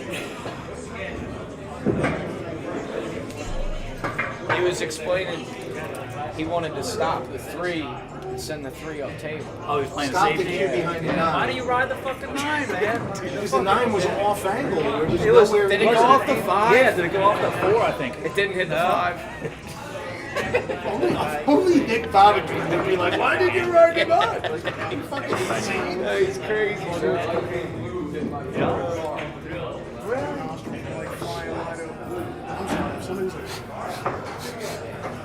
Well, people are getting sick again. All right, Chris Amici is, wow, he's on the hill. Nice shooting, Chris. I had to shoot 3 balls, I had to roll 3 balls, and all 3 balls rolled off. So that was it.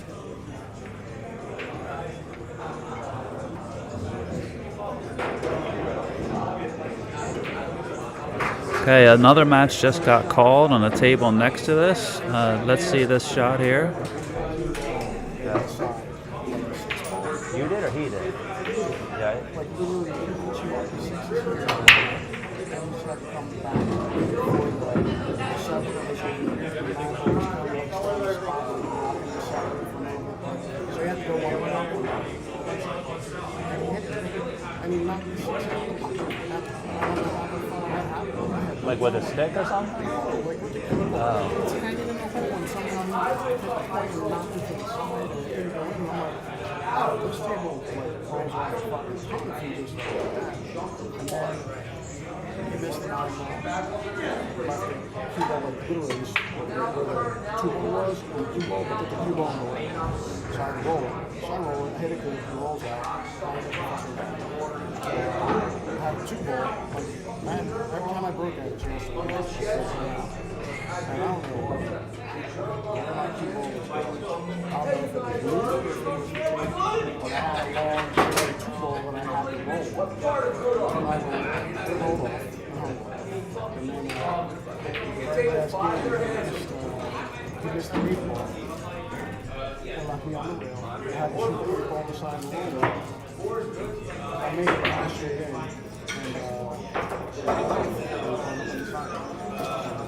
That's cool, baby. That's cool. You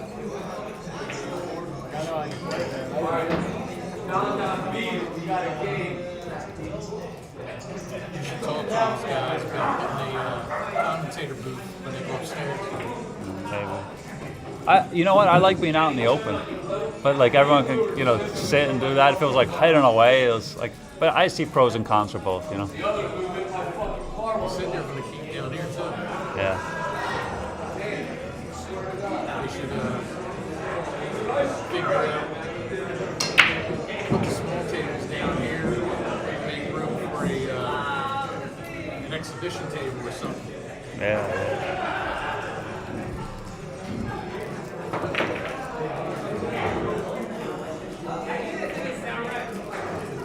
Okay, on the next table we got Chris Metzger, just started with Mark Nanashe.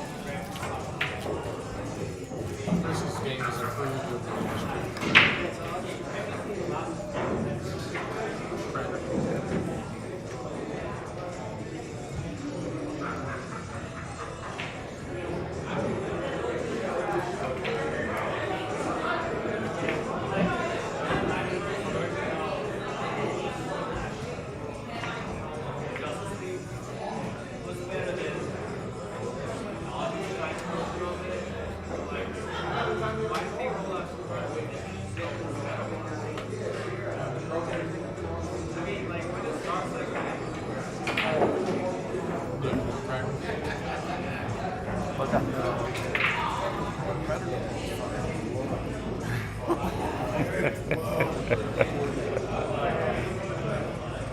Immediately I was like, Imagine if you couldn't even fucking see them. just not going anywhere near where I wanted to go. So then I'm like, after I'm Googling, is it quiet, is it heavy, all that stuff, and AI tells me to change the weather. Oh, I see. Yeah.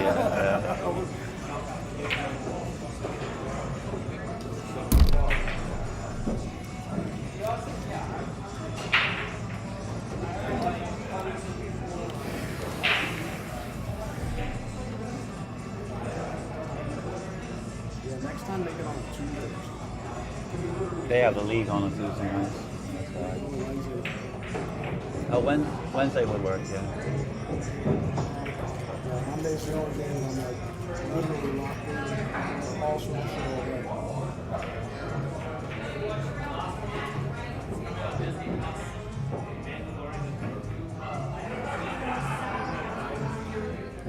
Let's switch to the other table for a second. Chris has a 3-ball out to win this set. Let's see, I think he can just stop the cue ball there and play the 9 in the corner, the bottom left corner, or he can elect to draw it out and play the 9 in the same corner as the 8.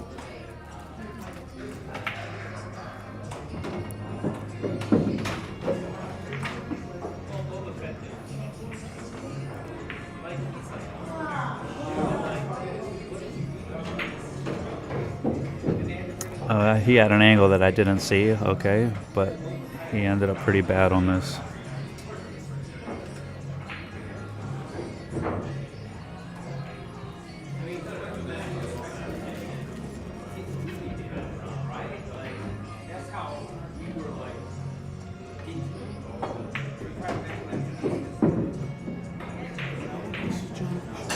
Yeah. Yeah. I know. That's what I was saying. He came up to say hi to me, and I didn't know who it was. And then he didn't say his name or nothing. I just wasn't paying attention because I was writing the name down. And then when I saw his name on this, I was like, "Where's John Gershon? Where's John Gershon?"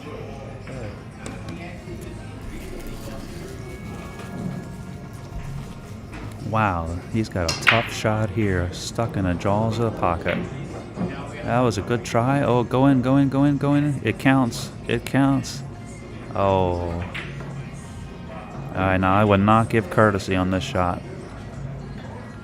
Just Some Dude says thank you for the stream. You're very welcome. Mary Metzger says let's go Chris. That's her brother.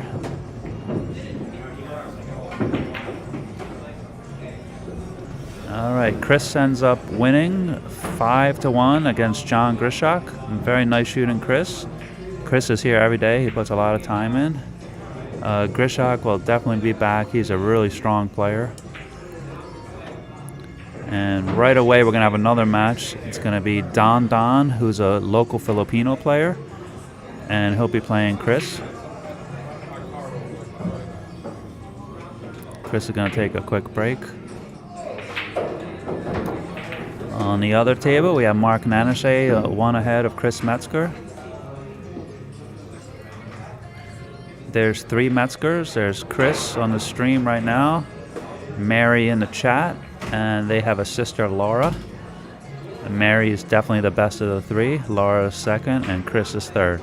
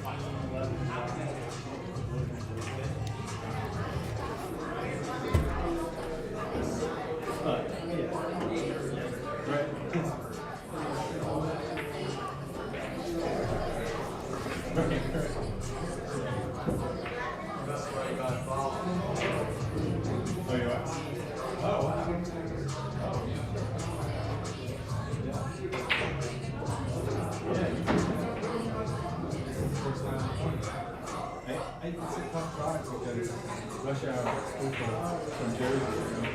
But today I had a meeting, so radio, drove up early.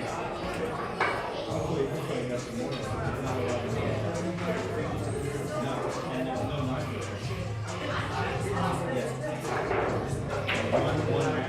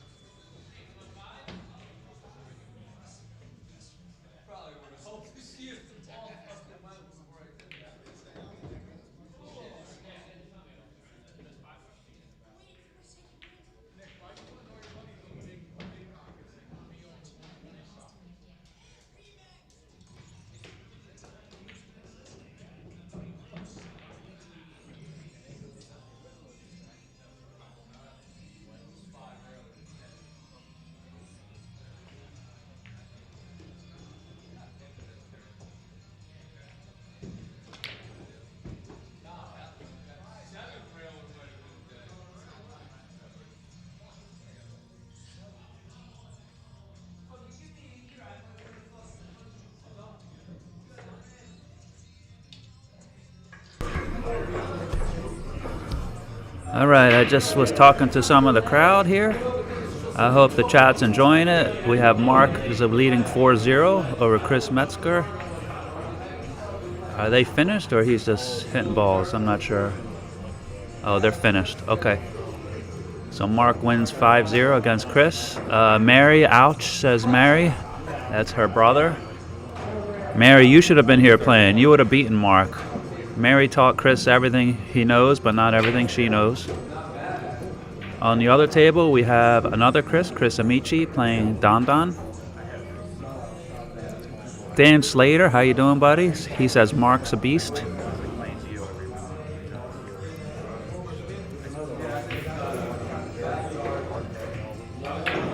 Mary Evans Metzger says, "You're the best, Nick." Thank you, hon.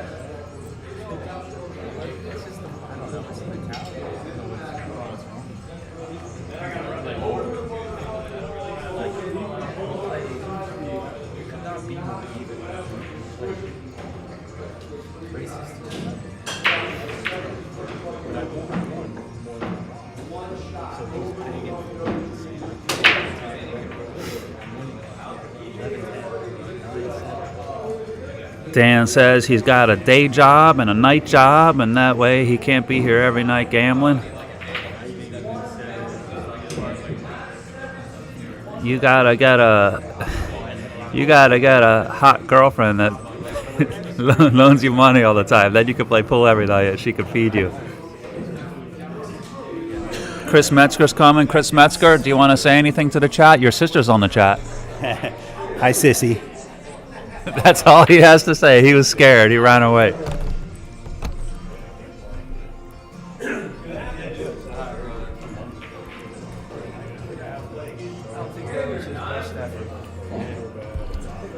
Let me check the bracket for you guys. Actually, the bracket is in the description for the YouTube video. I have the link there.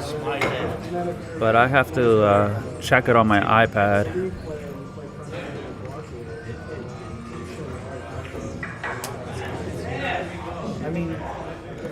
We started with 26 players. So at least you got that. It's not like sticky conditions, which would be worse.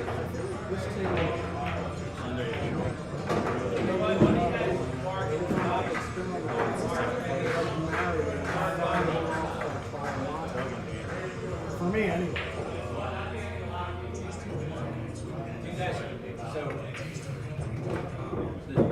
The other practice is that they just started Matchroom because players would then have to play. You and Bobby are playing. They're here. You want to play now? Go here and wait. There's no tough game right now.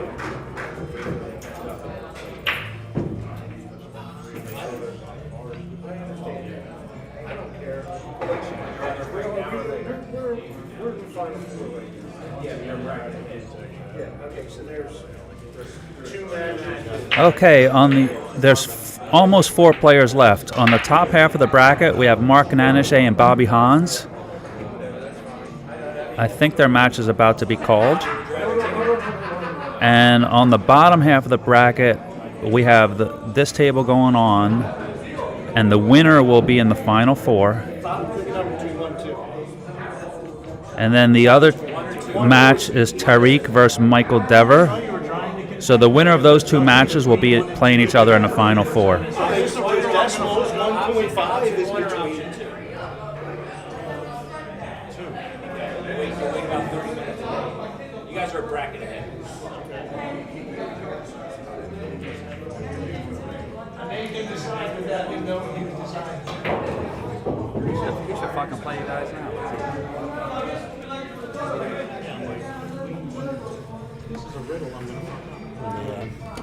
And I have Mark Nanishe next to me. Mark, what do you want to say to the chat? We have Nick Cruz, Mary Metzger, we have Baby Raw, we have Dan Slater, we have just some dude, we have Nick Cruz's dad. Oh, Albert and Yeah. Cruz. Well, they're aware. I'm not sure if everyone, all the other people are aware. Do we have another camera that we have for commentators? Another headphone? No camera. Yeah, we have. I'd like everyone to know how handsome I am. So is that? Are we? If you want to stand in front of this bar box, I can put the camera on you. You want to go stand there? Right here. Well, There's I have- table one. Stand I, in front of table one. I would have to charge for that. So let's go back to the action. Okay. Before you get, make sure you set up your tab with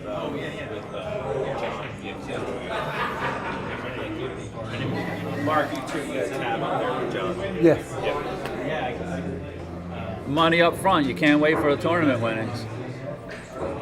Well, I'm busted. What do you want me to do? Mark, I was telling the chat that you and Kenny went on a road trip about 2 years ago for about 3 months, and when you came back, Mark said to me that he will never step foot in the car with Kenny as long as he lives. He wanted to strangle him. All right, man. Nice seeing you. It's $5 a rub, buddy. Dude, Bob, we were all gonna start growing like big stashes like this guy. He was fucking, look at how handsome he is. Well. Here's I'm not trying to do I'm trying to go for the Tom Selleck look. Is what I'm doing. Yeah, you're missing it by Well, I'm much more handsome than that guy, But I mean, he's a little taller than I am. But Mustache is taking me 6 months. I got no hope. it's the luxury of not having a significant other to complain about what you look like. So you get to try things like this, and I need to lose weight and to find my forever woman or farm animal, whatever. That was a great shot by Chris Amici. He plays in all the open events I host, and he actually does really well. He cashed in the last one. He was punching a little bit above his pay grade, but that's what you got to do. You got to put yourself out there in open events and play the better players if you want to improve.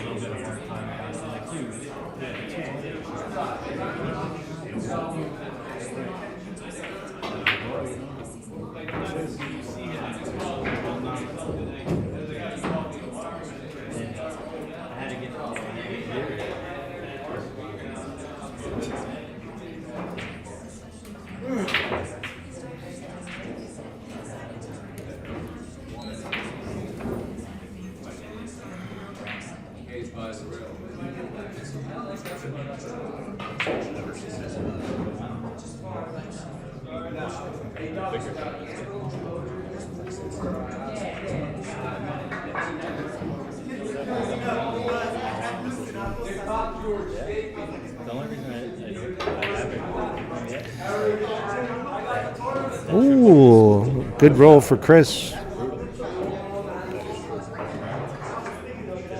Whoop. I'm colorblind. I guess that was a bad roll.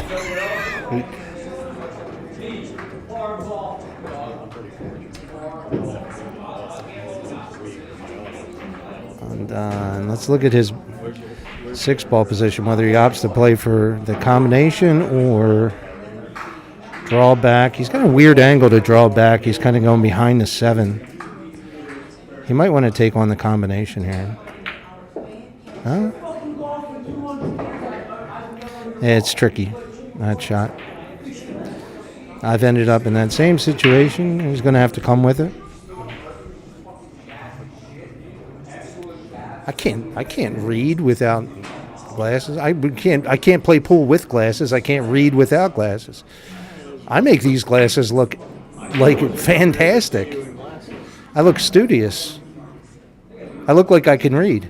I can fool anyone.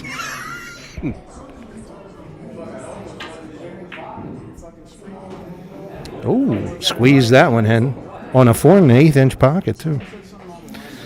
It felt a little new, so it's not playing too sticky. Don't want to do too much here. A stop shot's fine. You don't have to draw back. There you go. Good stroke. Thought they were holding our match. What did you just call it?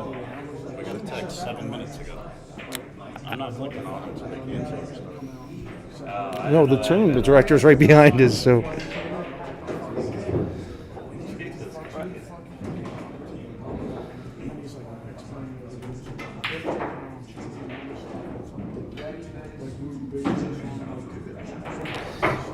This is handsome Mark Nanashay, commentating at the moment. For those that were curious,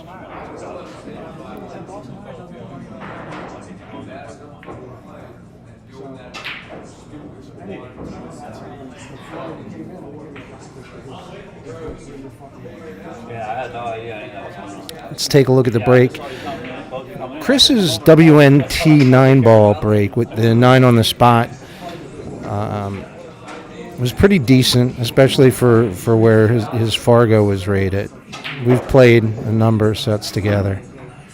Let's see how he's doing, if he's drawing or if he's spinning it. Ooh, not enough draw, kind of just popped in off the rail there.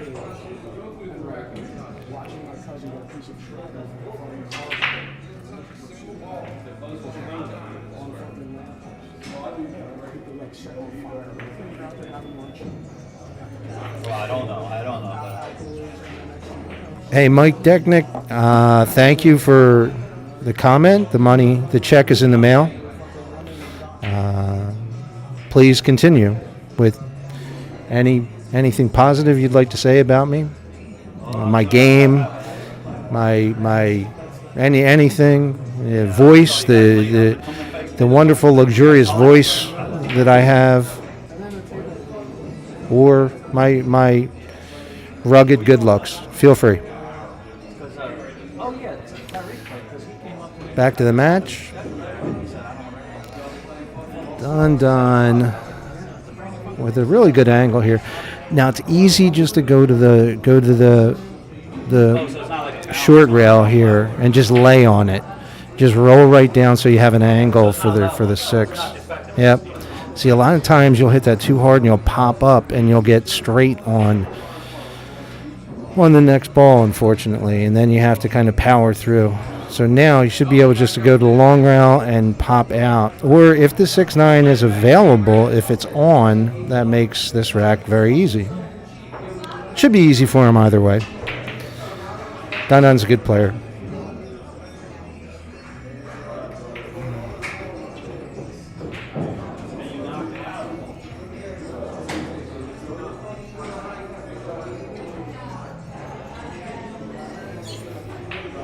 Well, to be fair, as far as from a commentating standpoint, Nick Papageorge does have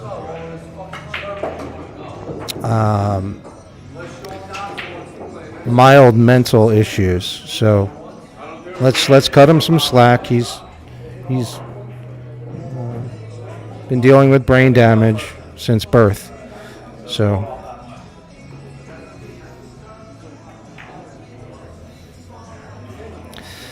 Smart. You really want to make sure you get the cue ball to the end rail on that shot when you're playing that safe right there. Obviously, for the situation that arose, it's almost more important to get the cue ball to the end rail than it is to worry about. Unless you don't want to leave the 8 just hanging over the corner, but you really want to focus on the cue ball there as opposed.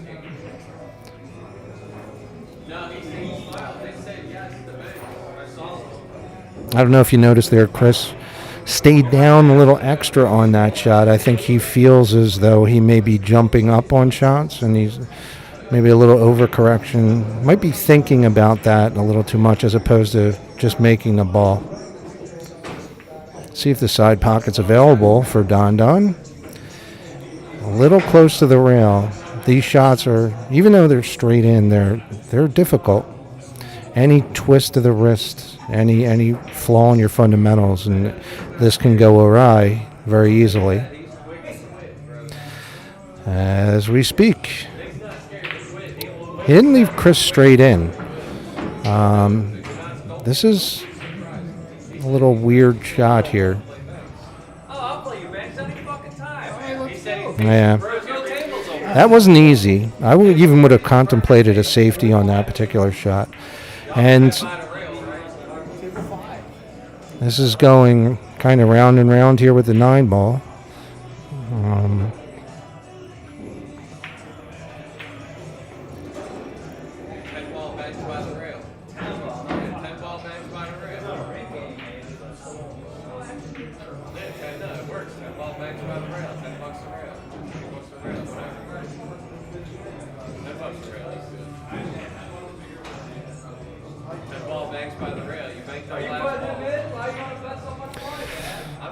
All right. That's the only way I can beat you. I know you want to have some nice steak dinner, man? Oh, I got chop me up steak dinner? I'll just take you guys to fucking dinner. Yeah, see, he jumped up on that shot right there. I think he's noticed that earlier in this set, or maybe a set earlier, and he was trying to address it on one of those 9-ball shots. But you could see just on that last one how he kind of came right up off the shot as soon as he went through it. You're not like playing by the rat, you play by the real. Chris has a very interesting game. He's capable. He puts a lot of work in, and he's improved. And sometimes he can play at what seems like a very, very high level, and then sometimes he makes unforced errors. I mean, as we all do. But I don't think it's anything that he can't clean up. All right, 4-1 Don. Breaking on the hill. See if the one goes in the side. It does not. He hit that very fat. It's the first break of his that I've seen, and he was very fat on the one. You need to hit it a little bit thinner than that. Why post a tournament if it's invitational? What was that? Why would they post a tournament if it's invitational? What tournament's that? 10-ball open at Delran. Put a posting up that says invitational. Who's running it? Well, it's for the spectators. Who runs tournaments in Delran? I guess Barnes will run it. It just says the corner pocket at Delran. Yeah, I have no idea. I don't know who's affiliated. I think Barnes owns it.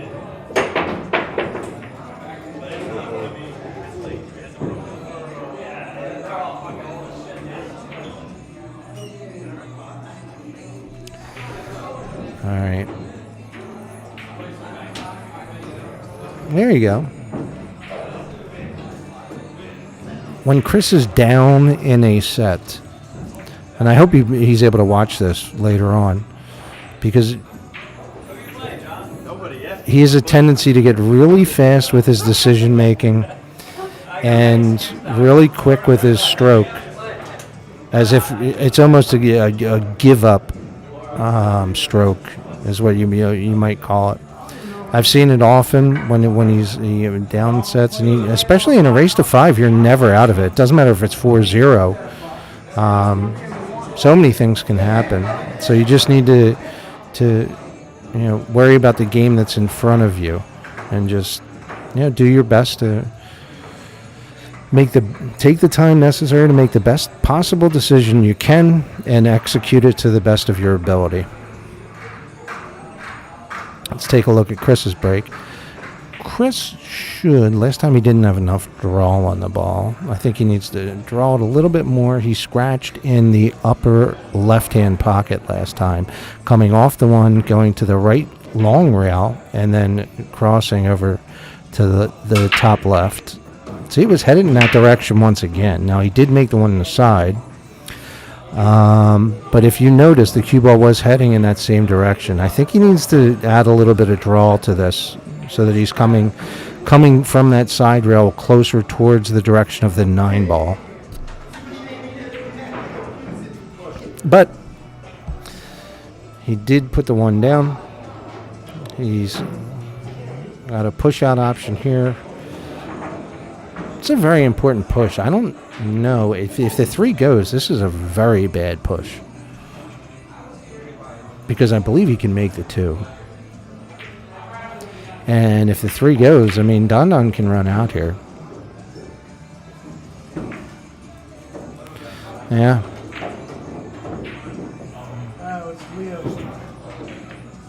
I mean, even if in this situation, if you look at this, even if the 3 was cut off just a hair by the 4, you could play it off the rail and into the 8-ball. It wasn't necessary in that situation, but that's an option if you're looking for when you're all playing out there.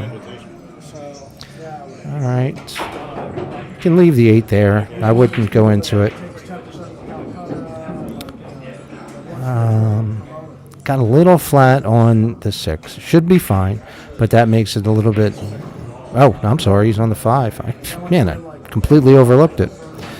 A little flat on here. He has to draw straight back.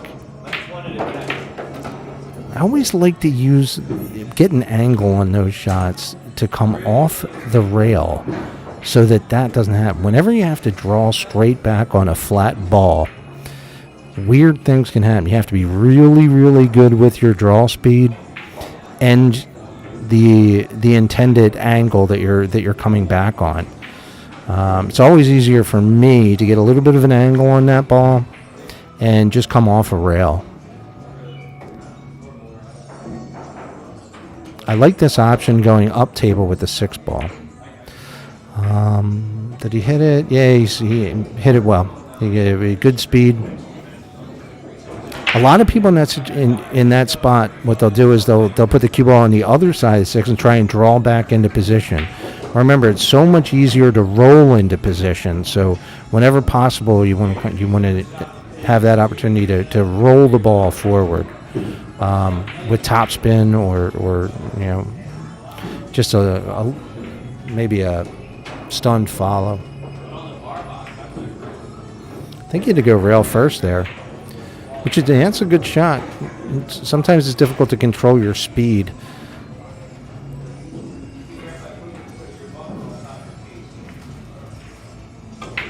There you go. Good job, Chris. Good stroke. Nice positive stroke on the 9 ball. It looked like he did take his time that game, which I'm happy to see.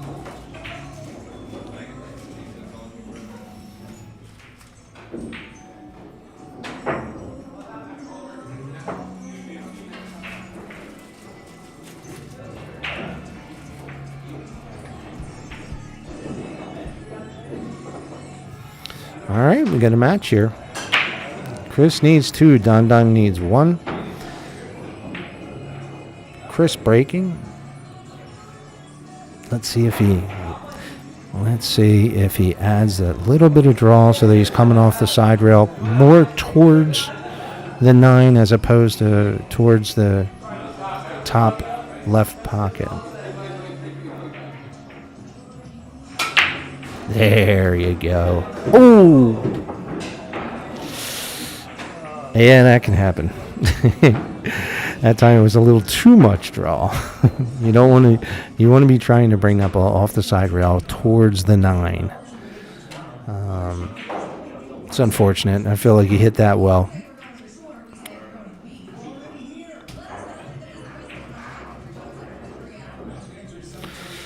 All right, Don's a very capable player. He should be able to take care of this. I do want to remind anyone who is watching this that this particular table here is 4 1/8 inch pockets. It is, not quite, U.S. Open spec table, but it's very, very tight. It's snug, so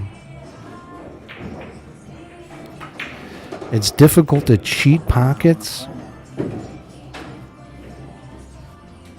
So when you get out of line, when you don't have enough angle to get to your next object ball, sometimes you just have to take what the table gives you rather than with a bigger pocket you can kind of force things into position. He's doing well here. Let's see how he gets on this 5 ball. It's a little tricky because the 9 and the 8, you can't really come off the rail. He might have to come under this 6 ball here to get on the 5. Let's see how he goes about this. Yeah, just straight up. I mean, he's got a shot at the 5. Now he's really got to do something to get back for the 6. On these shots, it's very easy to hit this too hard, and then the draw won't take. So this is actually a softer stroke than you might think. Yeah, he hit him just a little fat to try and get back down for that 6 ball.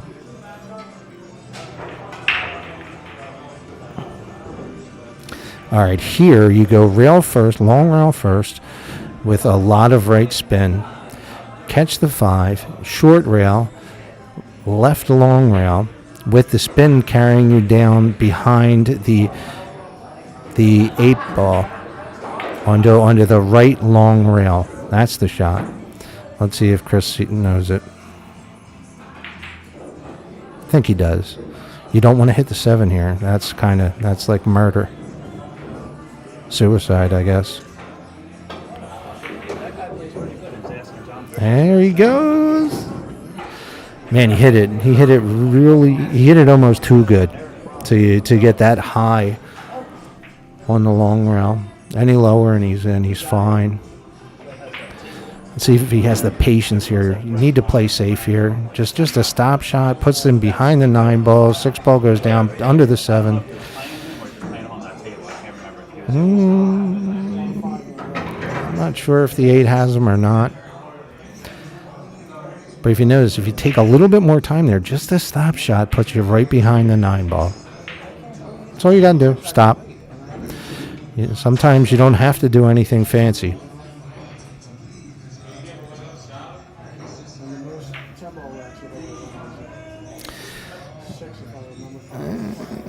All right. Not an easy shot here.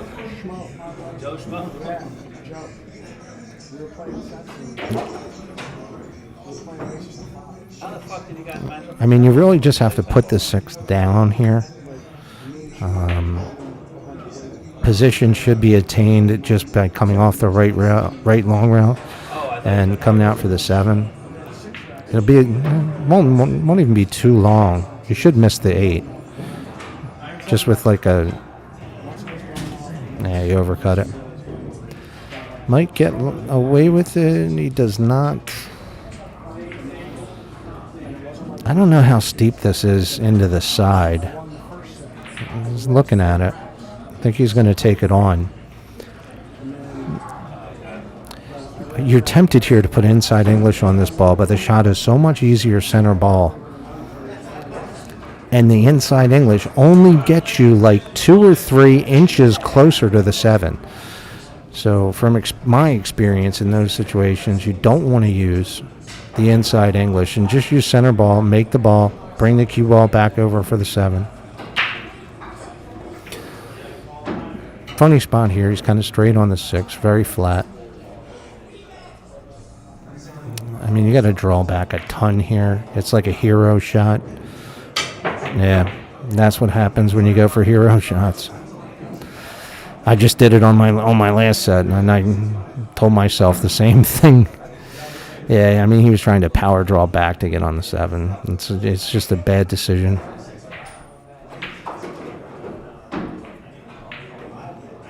You might be wondering, well, what should you do there? Well, I mean, as weird as it sounds, even though you're straight in, if you can't get on the next ball, you might want to play safe.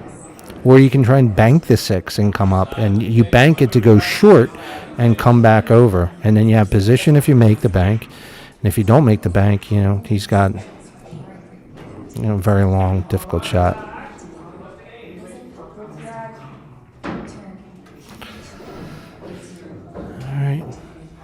See, this is a very, very weird situation.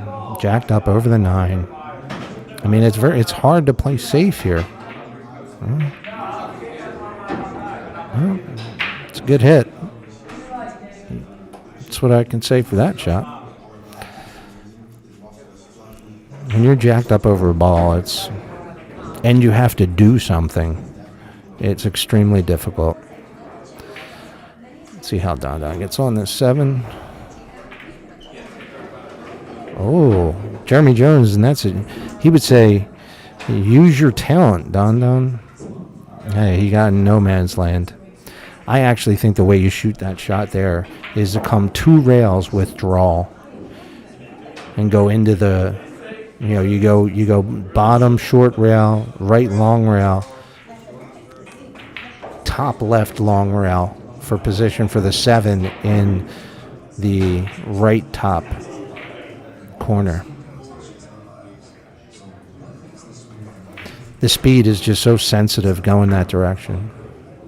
Let's see what Don chooses to do here. I think safety was the right play.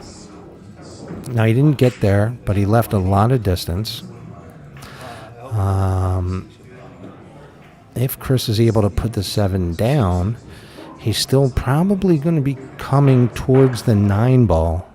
And the speed that you have to hit this, it just doesn't agree with holding for position. So, yeah, see, he came all the way down. But he's got a decision to make, side pocket or corner. Let's see if he stays down on this shot. Oh, very good. Stayed dead still on that shot. Really like to see that.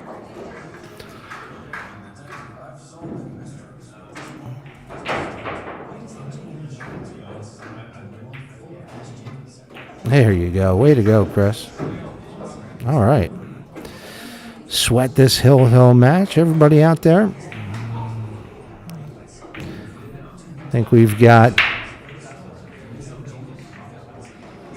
3 people watching, so I hope you're all entertained. No, I'm kidding. I don't know. I don't even know how to read how many people are watching this, but some interesting tidbits during this match.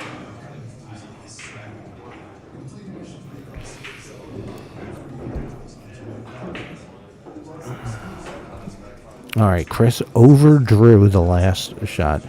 Drew to the right long rail and then back over, scratched in the left side pocket. He actually may have used a little bit of English as opposed to straight draw. I prefer straight draw unless I'm doing a certain break for the WNT events. But let's see if he's able to put the 1 down.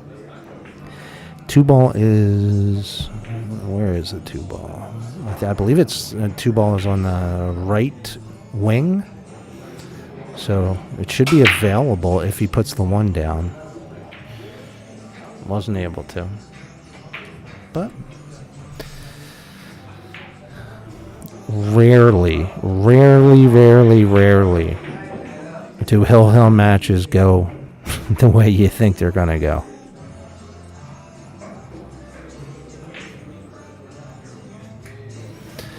So a lot of times it's a little give and take. There may be a ball in hand. There may be... Oh my goodness gracious. Did everybody just see that? Or you can just swing at the 9 ball like Papageorge likes to recommend. What a shot. Oh, man. Oh, the crowd's going wild online.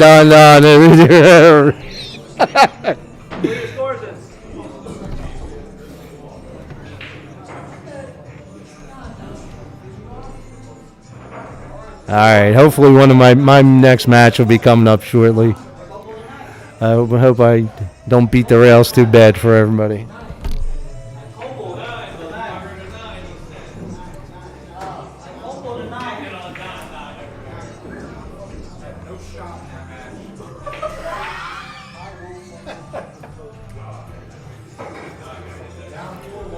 Hi, it's chat. Nick Papageorge is back. We just had a treat. Mark Nanashe gave you all some sage advice. Good job, Mark. And now he's actually going to be playing. He's in the final 4. He's in the money. We're paying 4 places.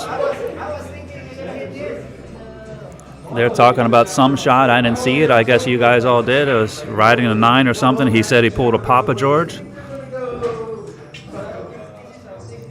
Oh, I got to watch that on YouTube. I got to rewind it.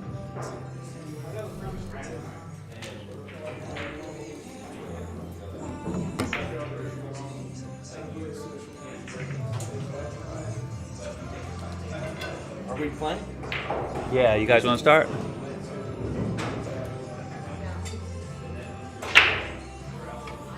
Yeah, you guys should start.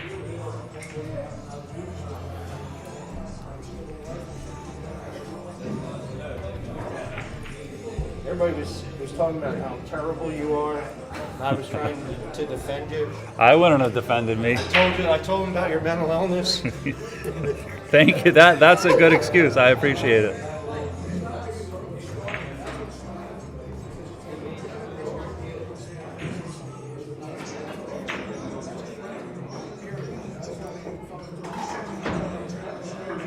Don Don that just won, he's in the final 4, and he's waiting for the winner of Tariq and Mike Dever.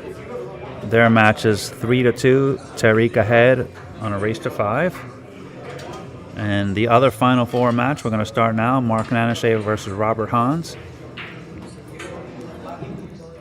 These two have known each other since, I want to say, probably around 2005. Mark used to live somewhere else, and he moved to the Philadelphia area around 2005 or 6, somewhere around there. And Bobby Hans was born and raised in the Philadelphia area.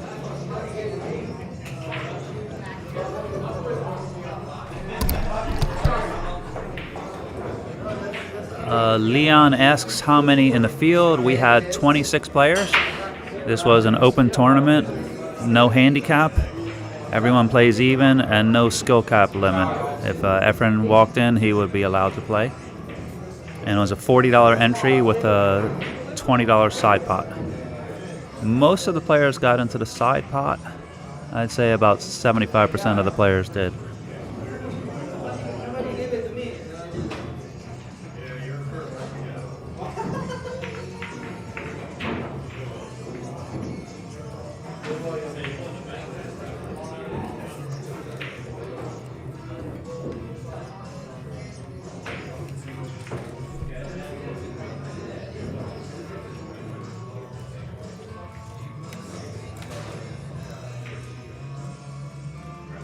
These tournaments I run, I do them all single elimination.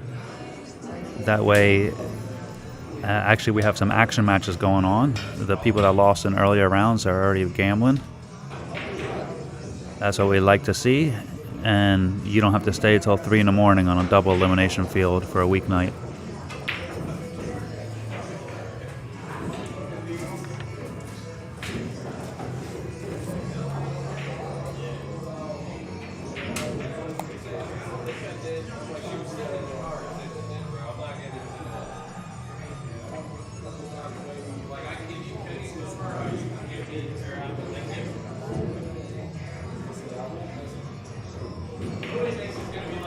High Flyer says Mark Nanashe versus Bobby Hans. This will be a good match. That's absolutely right. I'm going to whisper this, but I give the edge to Bobby Hans.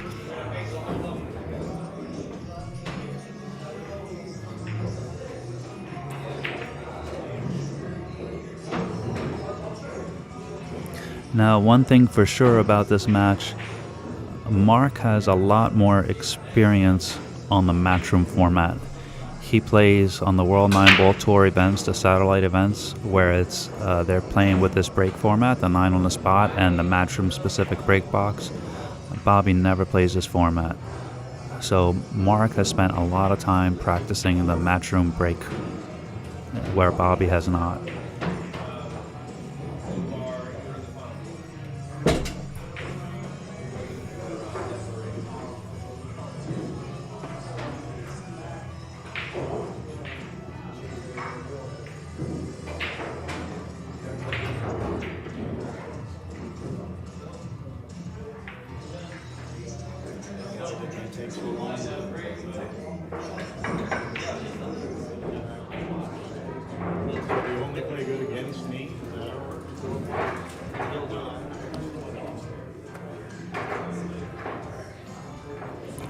You want to talk, Don Don?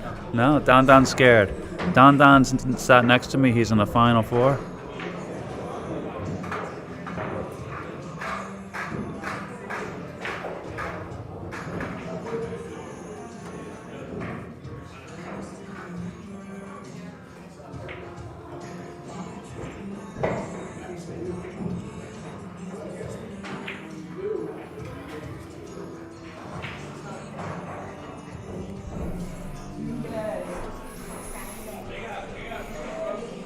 So how do you hear yourself? Say again?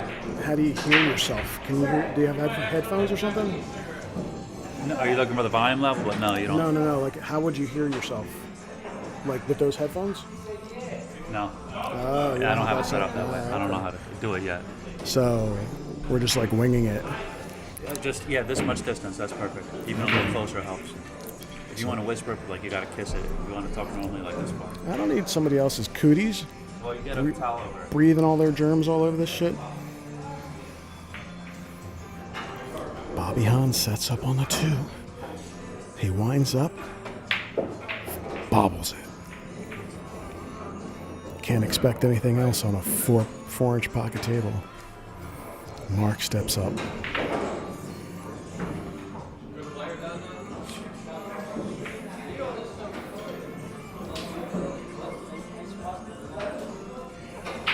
I don't know if he has the angle to just kind of like kill the 2-ball and like be straight in on the 3-up table. If he gets the right angle, he can shoot the 3-up table and roll past the 8-ball for the 4 in the side and go back down table for the 5.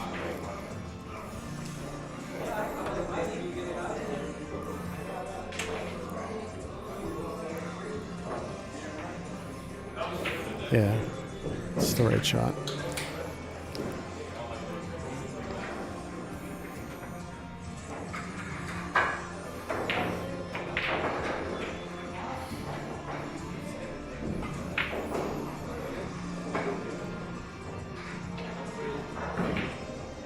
The problem with this rack is the 6-ball.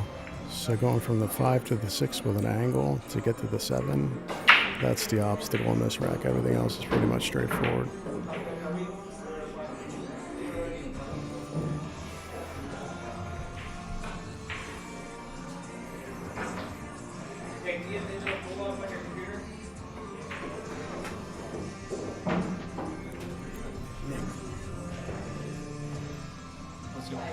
That's enough. You have digital pool on your computer. Yeah, you have it on there if I turn my video off? Yeah. Just to take off table 9 and they'll play on 3. The money rate? Did you already do that, or you want me to do it? I can't do it because they're playing on 9. I can't turn off 9. Got it. Yeah. You know what I mean? Yeah, we're fine with this. The last 2 matches.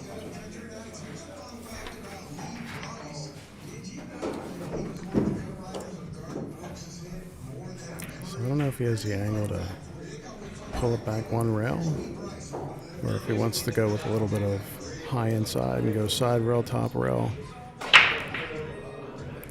bottom rail, side rail, top rail, like straight at the 6. That might be the better option here.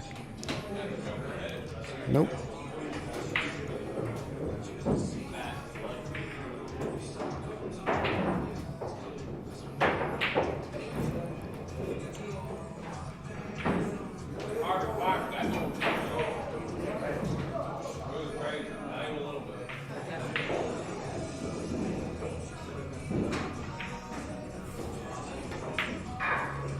It's a good shot by Bobby.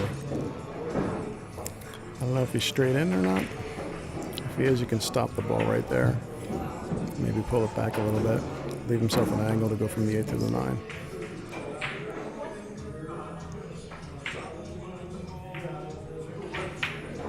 All right. Had a better angle than I saw.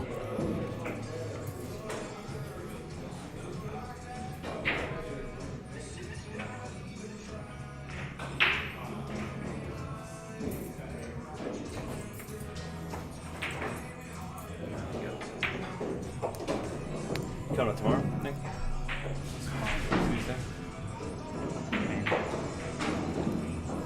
Sorry, I almost shed blood in your place, man.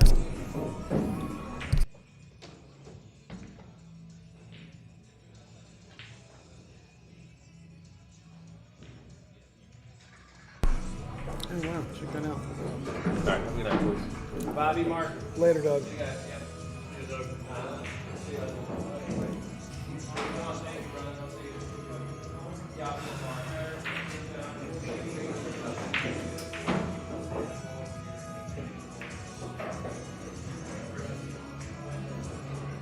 John, you get anything for a go?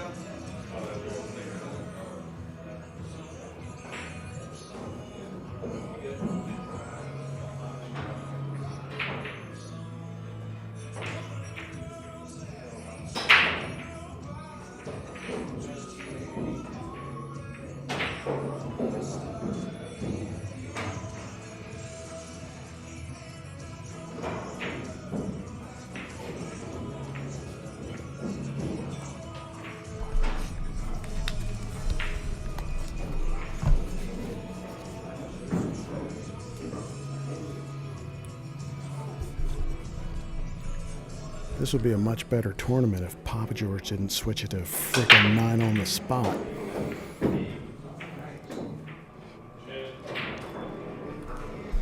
Kind of the reason I did that is I want it to be everything wild, and if I say it's Matchroom format, that means it's everything wild, whereas if I say it's like a normal 1 on the spot format and everything wild, everyone's going to bitch at me and say, why are you making everything wild?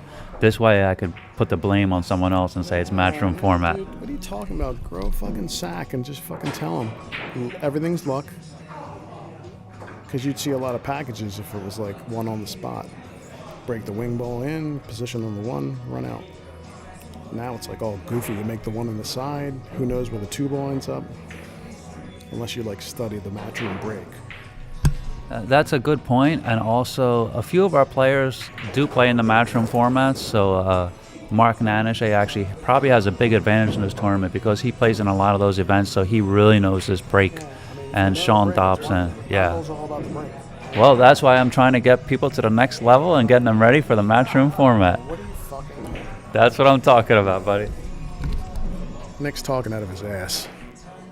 Although we're all happy that there's a tournament to play in, don't get me wrong.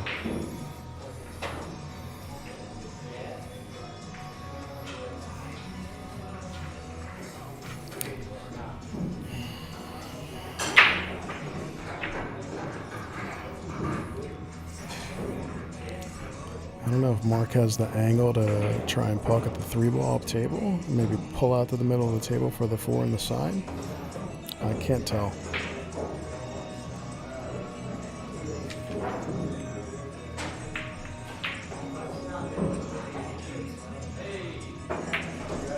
It's a good try. I think Bobby can see the 3.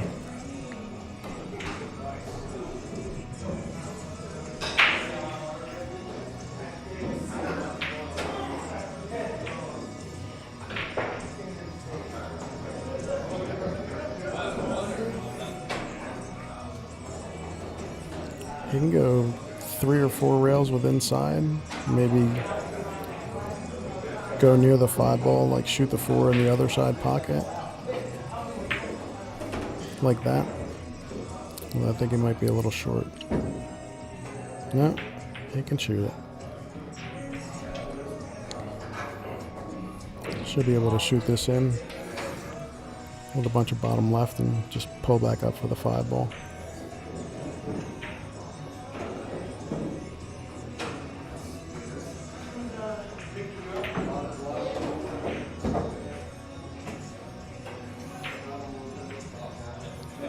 Now if he leaves himself on the inside angle of this 6 ball, he can shoot the 6 ball and go 3 rails, top rail, side rail, bottom side rail, down to the bottom rail for the 7.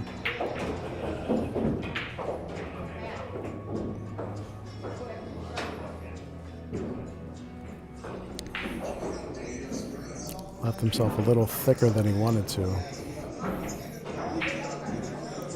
But he can crush it and still have the angle.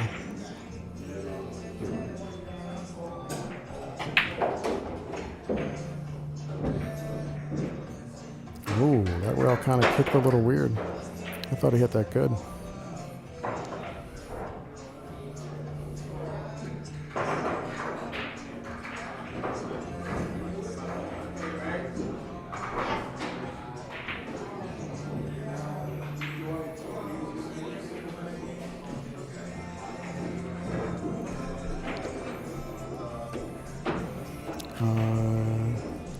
Might have left Mark a shot, cut shot in the top right corner pocket.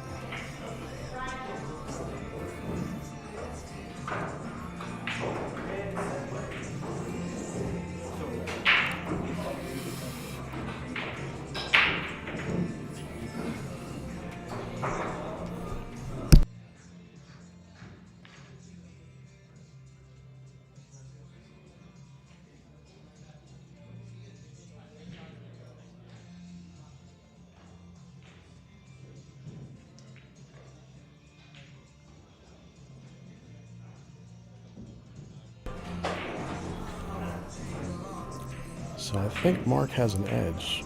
He might be able to carve it in. But who knows where the cue ball is going to go afterwards.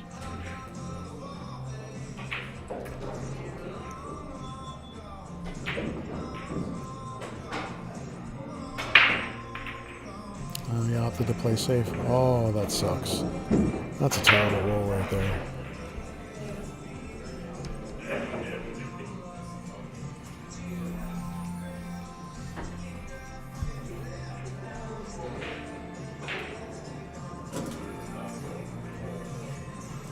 Notice how Bobby chose this side to shoot the 7 ball in, because when he comes off the rail, he's going to be coming directly at the 8 ball.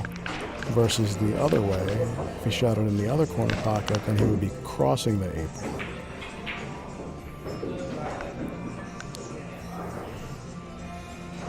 Should be able to just pull it one rail. A little left English.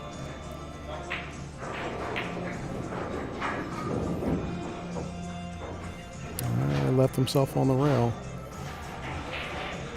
This is no gimme. These are missed all the time.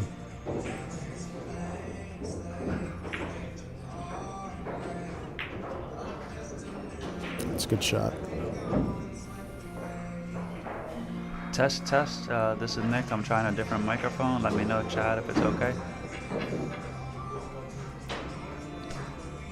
Can you hear me? I don't know. Yeah. I mean, the sound thingy went up, like they can. So Raphael, high flyer in the chat, I'm not sure who that is, says you need something to complain about. Go play on a 7-foot Fisher Price table. What do you got to say to high flyer, Raphael? Who is that? I'm not sure. High flyer. Yeah, flyer you know what? The 177. big boys play on big tables. All the kiddies, they play on the little romper room tables. That's a fact. Your game's going to go down if you play on bar tables your entire career. Oh, it's Mike Dickhead. You want to be a pool player? Mike Dickcheck. Mike Dickhead. Mike Dickcheck. Yeah, it's Technic. Oh, shit. Technic likes to break balls. That's all right. But I stand by my, my statement. I don't play bar pool. I don't play bar tables. Never have, never will. It's unfortunate that all the leagues are on bar tables, and all the tournaments that people have, the chip tournaments where a good player spotting the terrible player 6 chips to like 2 or something like that. I mean, it's all bar table stuff. The partners tournaments, the Fargo caps, like there's no big table pool left anymore, it seems. That's one thing we were trying to do with this tournament, get it back to 9-foot tables and single elimination, so when players are eliminated they can match up. And right now we have a match going on between 2 of our tournament players. I mean, they're gambling. They're playing for $200, John Grishak and Eric Brobst. And I think we had another challenge match earlier. I forget who it was. We'll probably have some more before the night's over. And then this whole distinction between bar tables and big tables when it comes to Fargo ratings. So you'll have a person that's rated, I don't know, 625 on Fargo on bar tables, and you bring them to big tables and they freaking suck. Like, terrible. Here's the chat.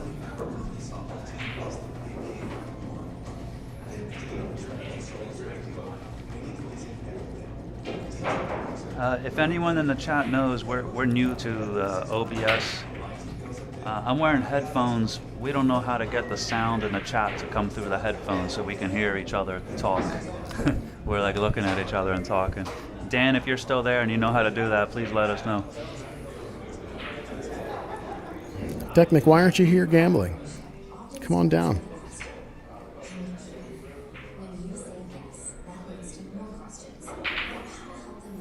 But anyway, that's just my take on pool. I'm old school. Was raised on big tables. Bar tables weren't even a thing. You had scratch tournaments all the time. No real handicap tournaments, and now it's the opposite. Everything is handicapped, and there's like no more scratch tournaments except for the rare instances that someone like Nick goes out of his way to make it happen. So we're all thankful for that, trust me. Otherwise, there's nothing to do.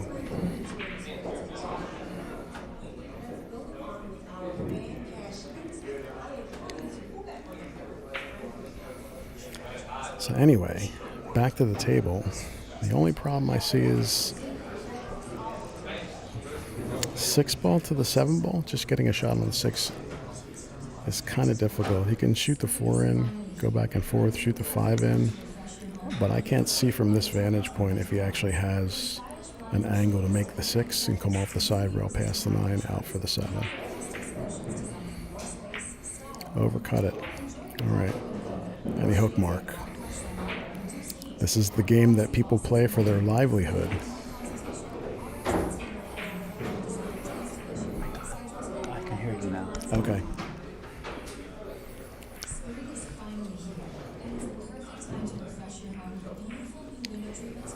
Now you just need another set of headphones so you can have 2 people talking and, you know. Dan, the question was, how do we hear each other on our headphones? And I just figured it out. It was a button to press. Like, can you hear me normal, or am I loud, or am I soft, or what's the deal? I can hear you normal. Okay, all right. That's a pretty good cut by Mark. Thin. Thin to win.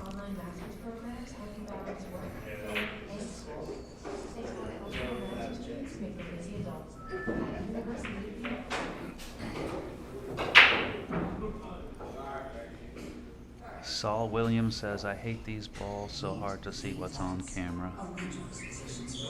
I can one-up you there. I'm colorblind, and I have a really hard time seeing.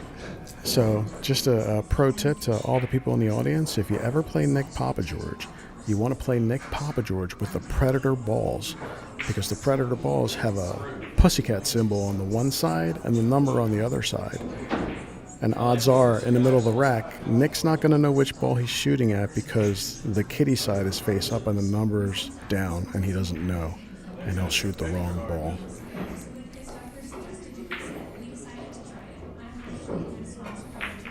Mike Decknick in the chat just sent me a text message. He actually sent it a while ago, but I just saw it. It's showing the shot that won the last match. It was a 1-9 combination. And he froze the frame right when he was shooting it. And everyone in the chat said that was a Papageorge shot. What did it 1-9 it right in, or did it go carom off the ball in the back? I'm not sure. Yeah, I don't know. It looks like it's a hanger off the ball in the back. That's pretty straightforward carom. It's a big pocket with that ball there. All right, Mark is doing some sort of voodoo with his hands, trying to figure out what he wants to do. He wants to figure out the twist, the spin. So from here, it looks like the 5-9 is going to bounce off the 6 ball, but I don't know if he's playing that. Oh, he's playing it safe. That's a good shot. I don't know if Bobby can see an edge of it on the left side.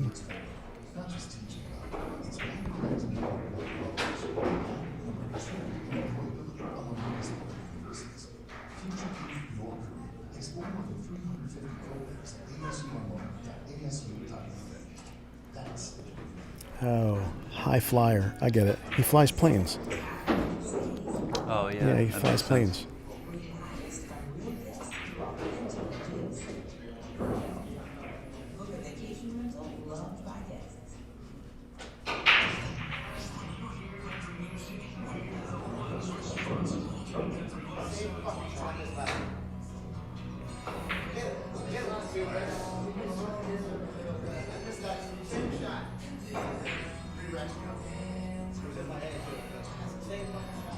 Do you have the score with Dever and Tarek over there?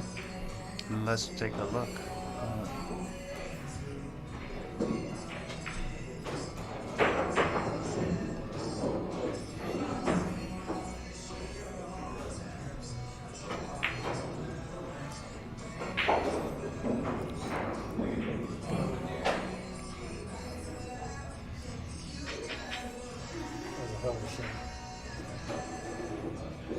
Oh, okay. 4-3. Who's winning, Raphael? Tarek. And he's got ball in hand on the 6 ball now, though. All right, so that match should be done soon. We'll see. I don't know All right. who's taking so long there. I kind of think it might be Mike. Tarek just missed ball in hand. I think he was trying to combo or something like that, but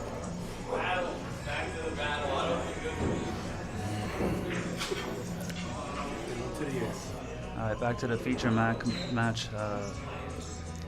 There's a jump shot coming up.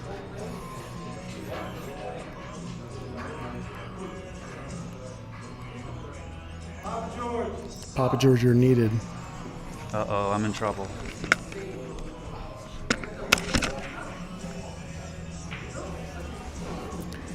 Nick's going over to call a hit or something.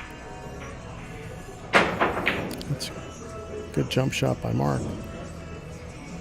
I don't know if it's going to have a future once the fly ball stops.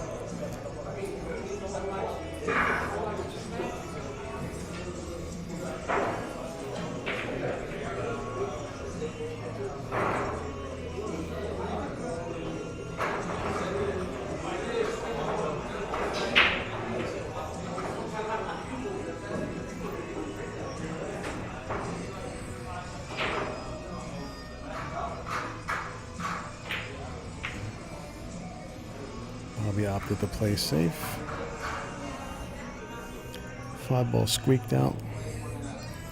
I mean, if Mark really wanted to tie this game up, he could probably like bank the 5 underneath the 7 so that they're kind of tied up on that rail and pull the cue ball like off the bottom rail around the 6-9.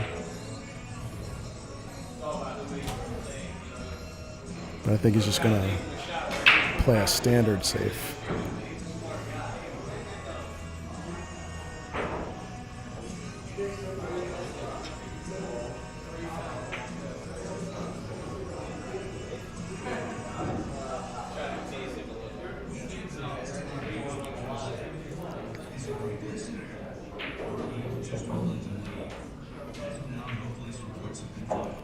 Mark taking his time.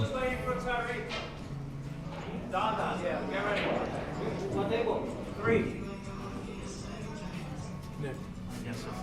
Table 2, is that closest to For Matchroom. All right, Mark went with my shot. Playing the percentages. Now everything's all tied up. So that's like a lesson for all you aspiring players. Sometimes there's no future in a safe shot, and your best option is to tie it up to make sure that you at least get another inning at the table.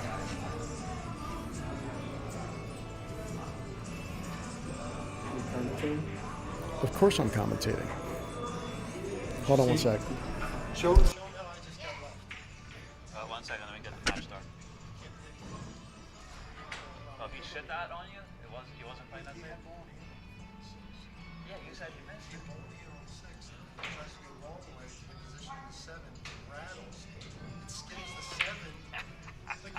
So he wasn't playing that safety on you?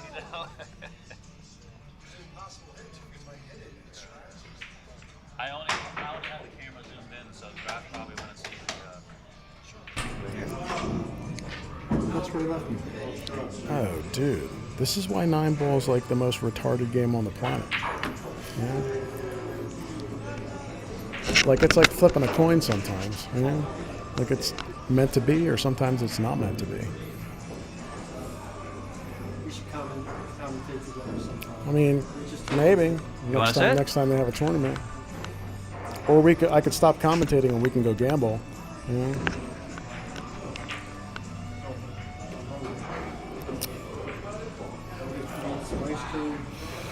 Gonna go get some ice cream and okay. Yeah. All right. Can't say I never asked. So. I don't know what Mark's doing. He's putting a stick all over the table. Mike Dever says no. Bobby's probably sick of it and saying to All right, Mark, so just shoot the fucking ball. Mark tied the 5 ball up, got another opportunity at the table, came through with a jump shot. Now all he's got to do is make this, pocket it, and float across. I don't know if the 7 goes up table or he can squish it past the side. I don't know if it's hanging, if it's difficult or easy. Oh, that ball skidded on him. Oh, that ball totally skidded on me. Hey, Matt, have a good night. I'm off Wednesday. If you want to game on this week, let me know. Wednesday? Oh no, Wednesday I'm waiting for a delivery from an air conditioner on Wednesday. So yeah, I'm waiting for it. So Nice safety by Bobby. I think Mark can kick this between the cue ball, between the 9 and the rail. so I can't. You think he can hit rail first How do you here? can make that bigger Yeah. and brighten it up?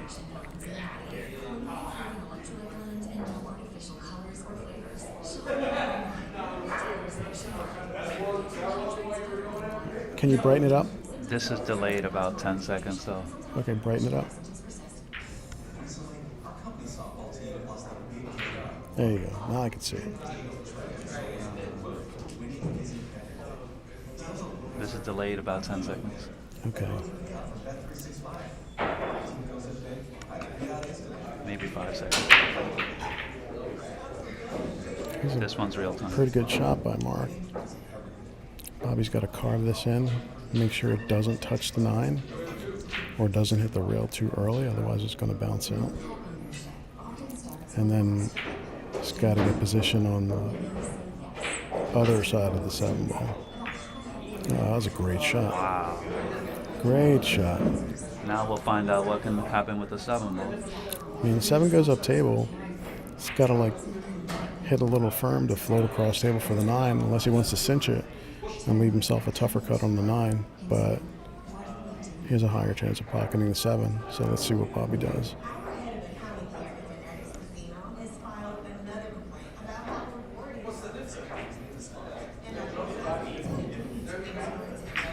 Bobby Hans, it touched the rail just a little bit. It was almost like that Nick Papageorge shot the other day in reverse. Like he hit the point a little bit.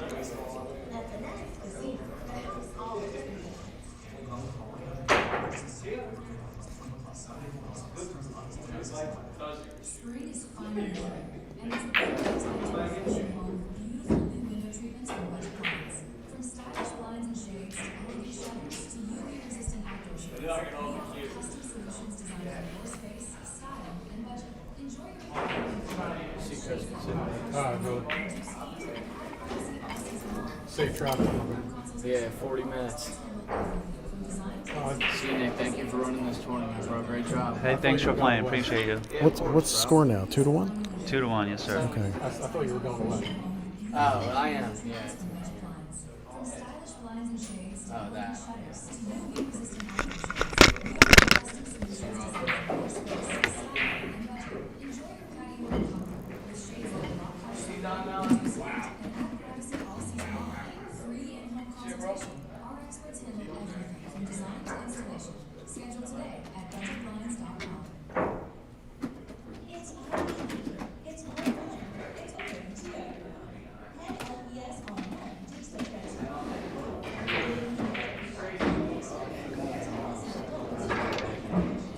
Can you talk on that as well? I guess we're going to find out.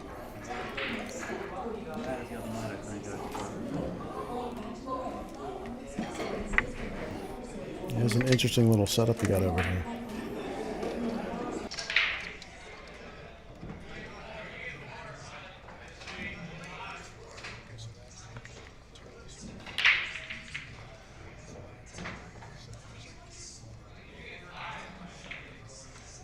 It'll take me a minute to get this one going. Oh, right here. You want to do this?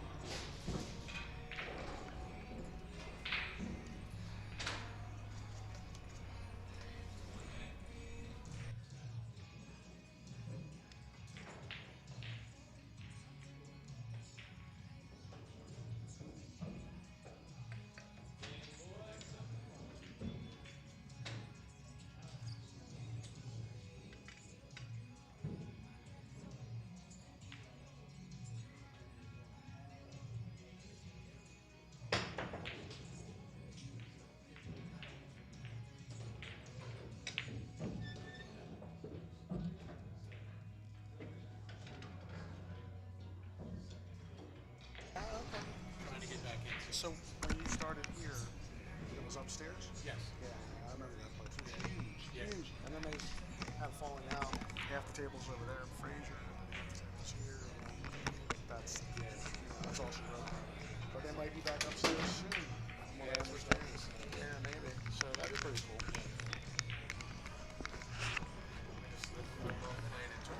Oh, yeah. And there's not that. I mean, for me, there's not that. I like playing open events. I don't like playing handicap stuff. And they're so few and far between nowadays for someone that's always playing open events. It's like all the tournaments are capped or handicapped or chip tournaments where like a good player is given like a weak player. They get two chips to like 6. And it's all bar box. So it's almost like old school pool. It's disappearing in Philadelphia. So, I wish we call it. I would love to play all the time, but it's hard. This summer and most of the fall, I coach a travel softball team with my daughter. Okay. So, yeah, it's more important. It's, weekends, 2 nights a week for practice. Gotta pick your poison. So I get out when I can. I like playing, against the better shooters. Yeah. I can learn something. Right. See, that's the right attitude. So many people today, they don't want to play in scratch events. They're far too days or whatever, and they complain about it. It's like when I started playing pool back in the day, like around here before the jobs, it was excellent. Everybody played. Yeah, the goal was to become the best in the room, or the best in the city, like a player that would go around and it's almost like that mentality stuff. People playing these little tournaments on Friday night, and they like dump so their father stays below so that they can team up with their dad. So when I stopped playing, it was around 2001 when my daughter was born, and I made it all the way down to, if you remember, the handicap system went from like 10 to -3 at Drexler. Well, I guess that's places. It was like, Drexler had a handicap tournament on Tuesdays, and it was kind of like that range where the most you'd be giving out is like the 5, 7. Yeah. The breaks, 2 games in 1, the race to 5 for like $5. That was kind of like the handicap standard at the time. Other groups adopted that. I made it down in the Tuesday night 9 balls here. I made it down to a 0, and then I stopped playing. Got all out of stroke. I mean, it's not like there's a future for all of us diehards when we were kids. We wanted to be a great player, and then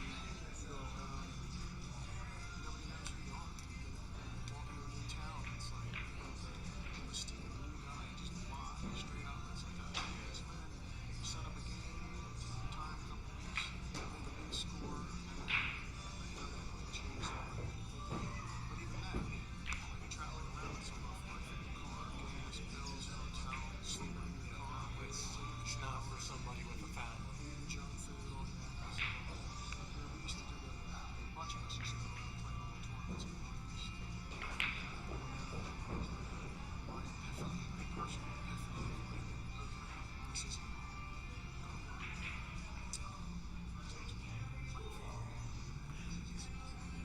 went out to visit a friend in Milwaukee. Milwaukee's famous for one of my time pockets. So I got there and I had driven about 15 hours in like a storm. I was supposed to be here the next day. So I checked into a hotel outside the city called Kenosha. You gotta get in the hotel.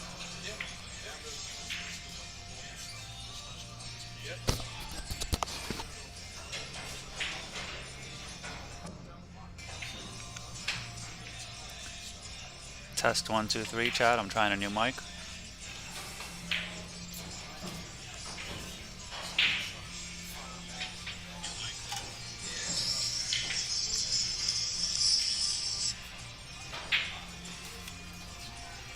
Okay, Papageorge is back. We have Bobby Hans ahead of Mark Nanashe 2-1. Mark's at the table now. Looks like he's facing a kick on the 5. It's a difficult kick. The 8's blocking the cue ball.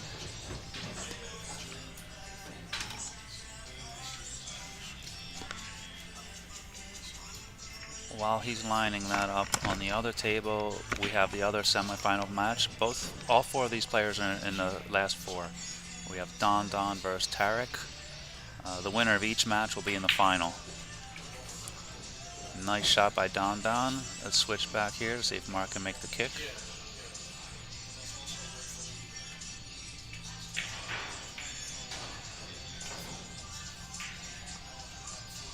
Okay, he made the kick, but he left a pretty easy shot, and then Bobby can just make this and he'll be straight on the 6. He wants to hit it with a little bit more pace to get an angle on the 6 to get to the 7. That's why he went forward with 2 rails.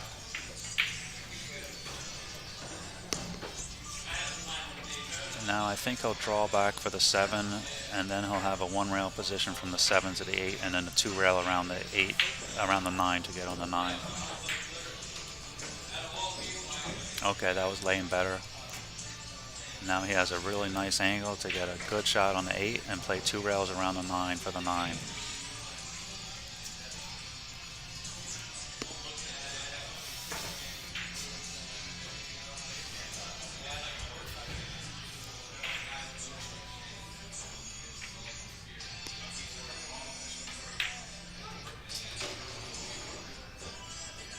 Beautiful shot. He went a little bit further than I was envisioning, which is even better. And now he's kind of, I think he's going to draw this back and shoot the 9 in the same pocket.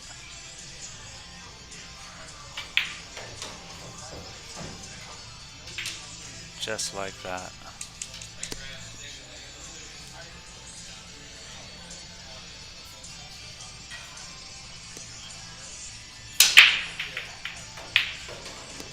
Beautiful out by Bobby Hans to take a 3-1 lead.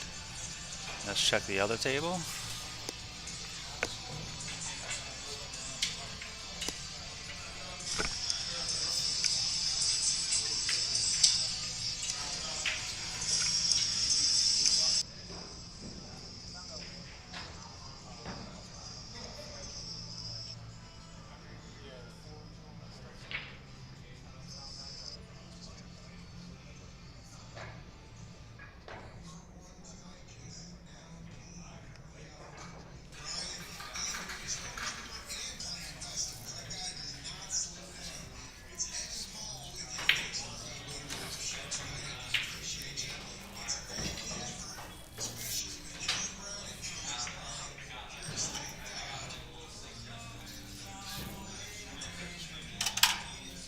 Let's watch Bobby's break. He has a really hard break.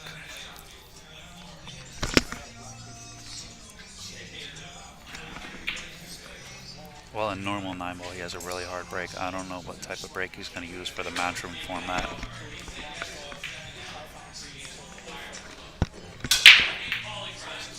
Okay, that was definitely not his hardest, but he still hit him pretty hard.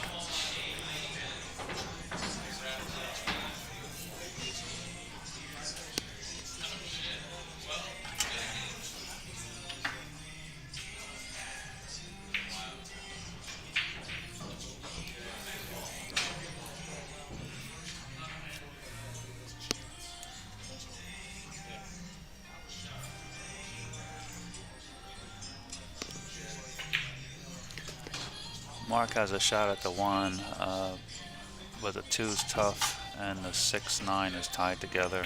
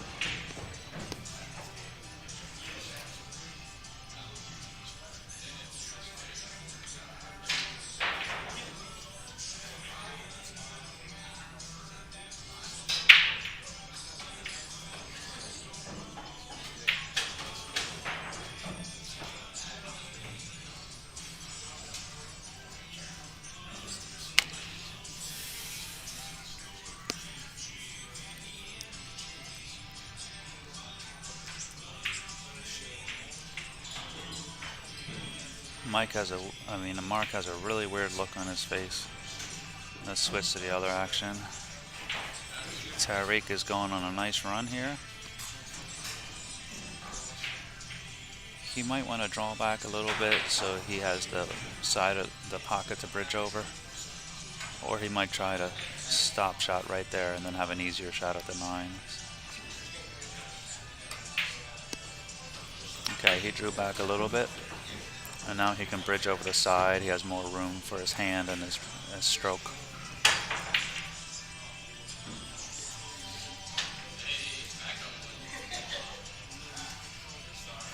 Chat, who do you like to be in the finals? Don or Tariq or Bobby or Mark? What's your final 2 prediction? Okay, Tariq ties it up 2-2. Back to the other table.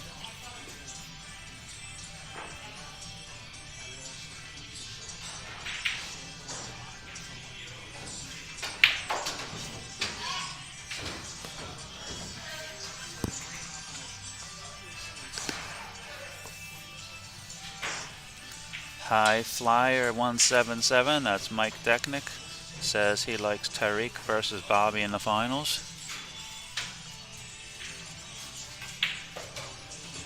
Tracy Soller said, hi Tracy, how you doing? I thought you were at a chip tournament somewhere. Did you end up winning that? Are you gonna come by Markley? Tracy asks, Nick, do you ever sleep? Yes, I sleep till 3 in the afternoon every day. Because I'm a degenerate bum.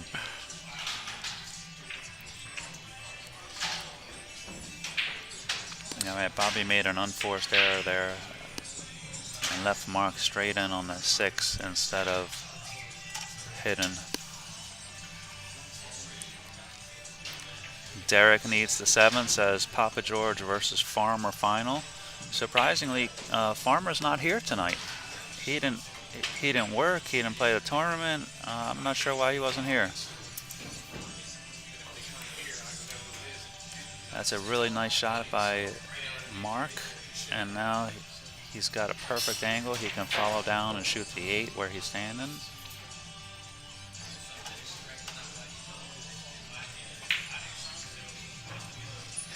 Oh wow, that was a nice shot.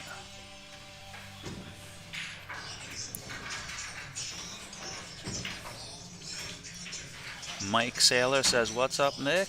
Hey, buddy, we missed you on the mic. You do a hell of a lot better job than I do. Tracy says she came in 5th. I'm going to bed. Have to get up at 5. Oh, you work for a living. That's why you're no good at pool. You're not a pool room bum like the rest of us.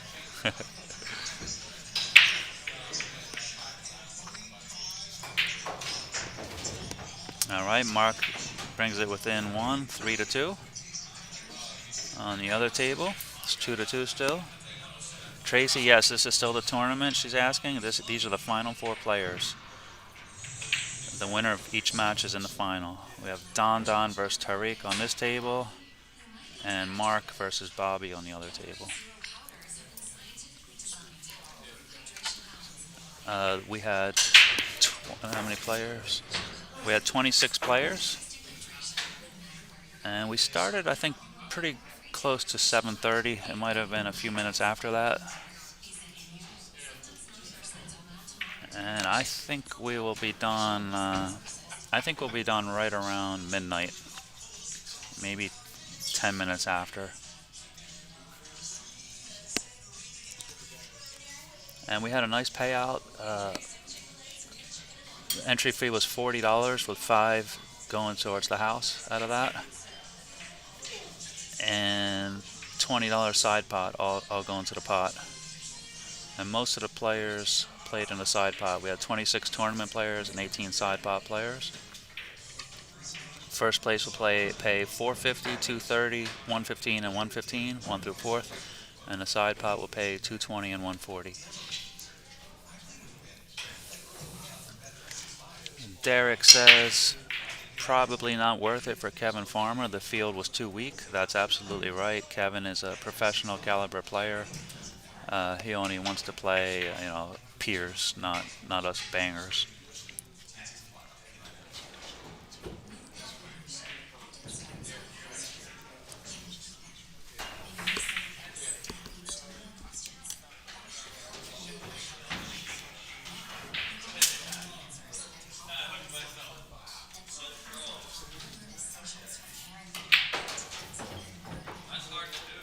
Tariq really tried to pound that to get some movement out of the cue ball, but I think he hit it a hair fatter than he wanted.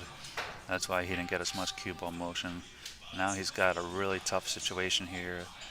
It's not only tough to pocket the ball, but it's real hard to get back for the 9. He might go one rails with a lot of outside spin. It's more of a spin shot than a draw shot, but that's a real tough shot. But if anyone can execute it, he can. I don't think there's another shot. The other shot is he can bank this cross corner. If he can beat the kiss, the cue ball will be going right to the other end of the table, so the position will be automatic on the 9. But of course, the bank is tougher.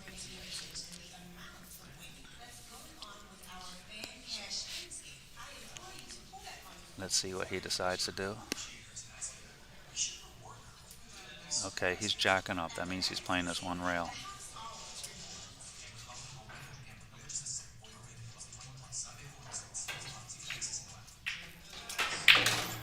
Wow, that was the shot of the tournament. Oh my God.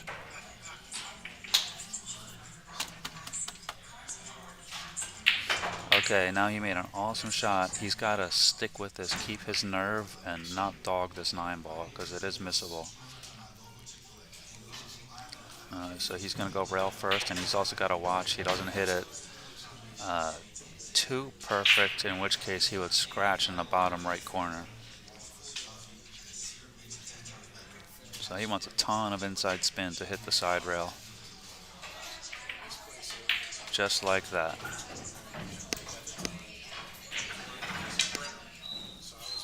He actually went ball first on that. That's why it spun so much. Very nice shot. So Tariq won the last 2 or 3 games.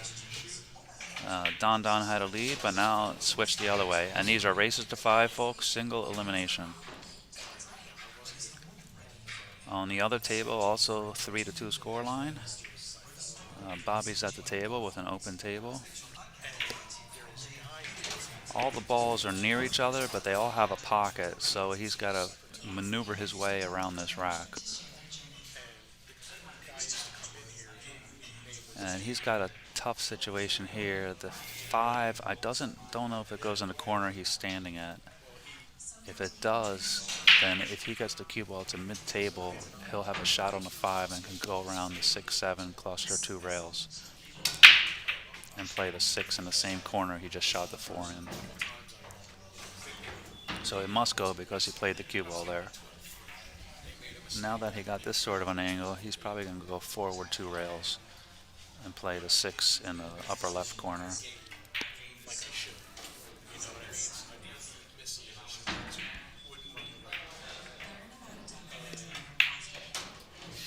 Very nice shot, 2 rails, got perfect on the 6.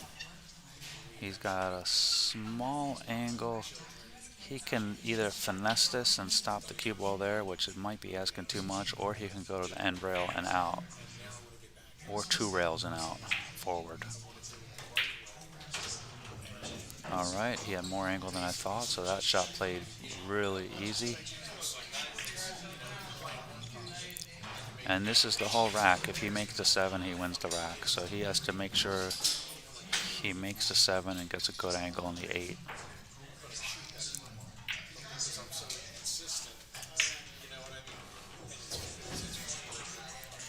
Beautifully done. Here he may even elect to play a stop shot because the 9 is a hanger instead of following it down. It's player preference. Okay, very nice.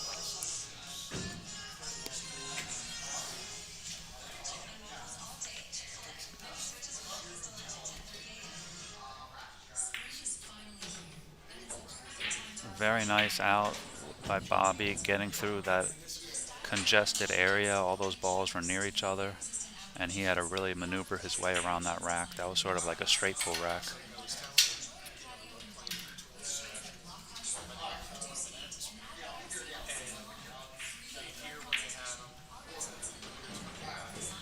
Okay, now Tarek has an open table. Everything leads to everything else. The 2, the 3, 2 leads to the 3 leads to the 5. Then the 5, 6, and 7 form a triangle. He plays a stop shot on the 5. He'll have the 6, 7. Everything leads to everything else. Oh, my mistake. I didn't see the 4 there, chat.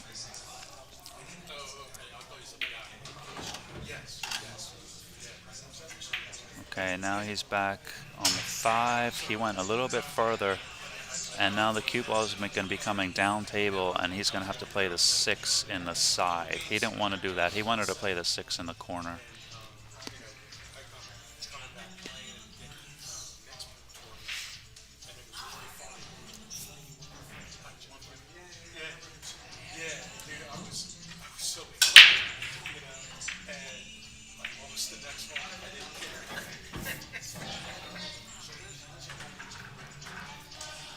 Now here he has to be careful.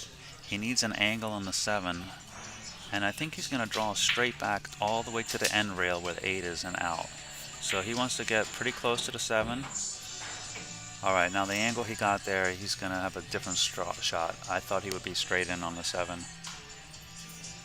And see how he might have trouble reaching this? If he had placed the cue ball on the rail instead of out like this, I think he would have had a better reach for sure and a better chance of getting all the way down.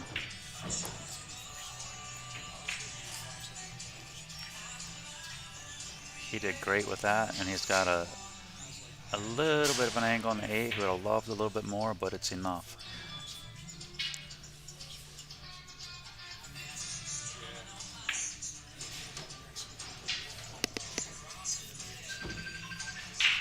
Okay, Tariq made short work of that rack. I think he's got a phone call and he's picking up his phone.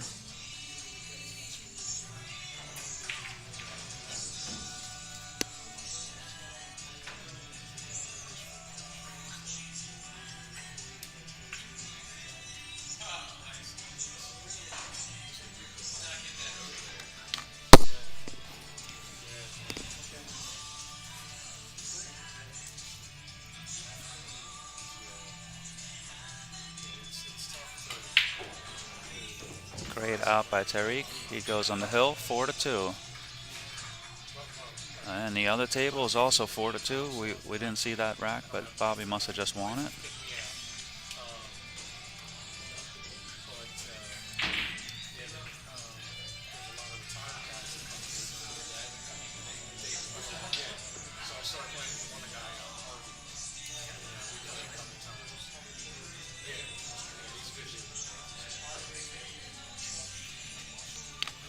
Tracy Soller says, "Let's go, Don Don." Tracy, I thought you were going to bed. You were waking up at 5 a.m.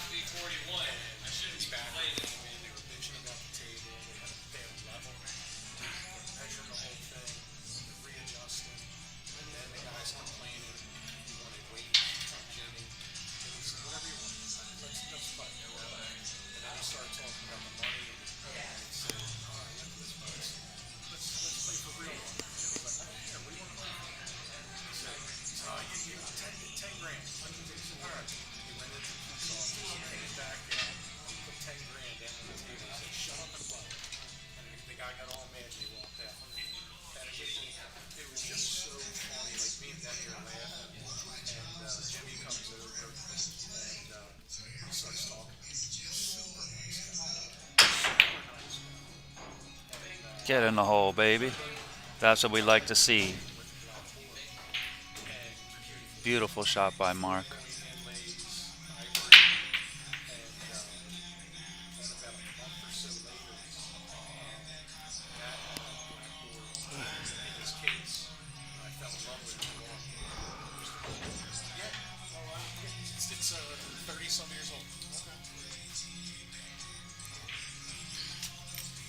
Oh yeah, you guys got something to talk about now.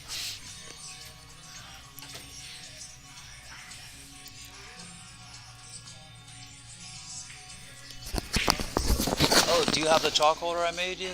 Show 'em.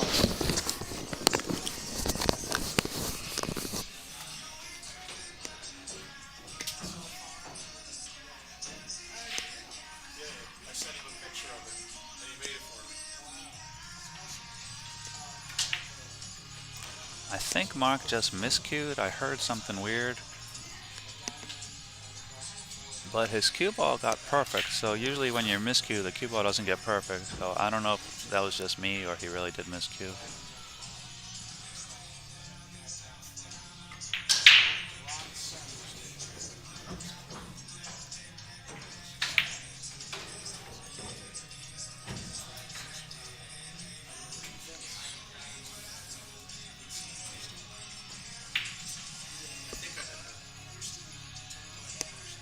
Yes, yeah.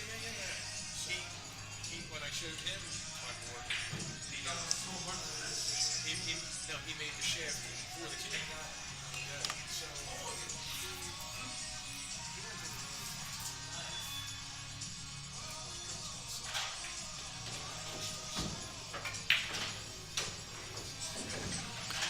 Alright, Mark hit that a little bit fatter than he wanted, and he didn't get as much travel on the cue ball.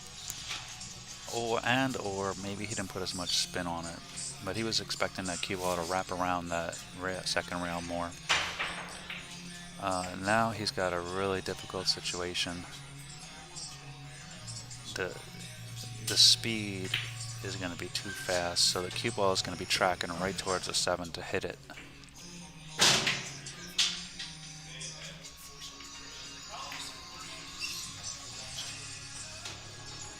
There it goes, tracking right towards the 7 to hit it, and he was able to hit it with just the softest speed to still come up with a shot. So that was a really nice play by Mark. I think he can bump the 9 and hold the cue ball there for the 8.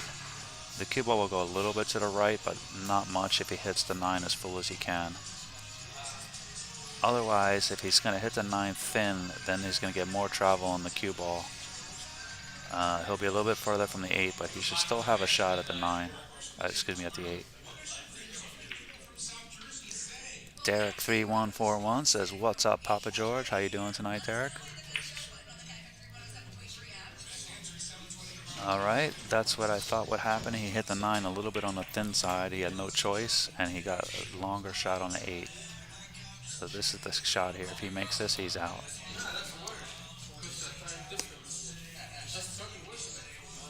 But this is a tough shot.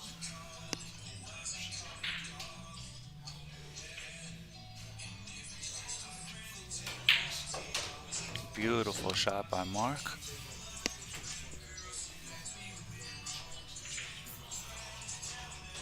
Mark's not giving up.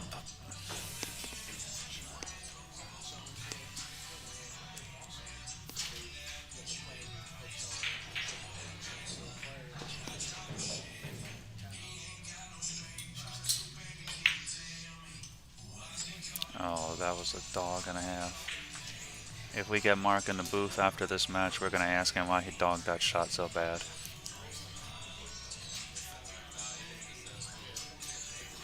Bobby has this 9 to win.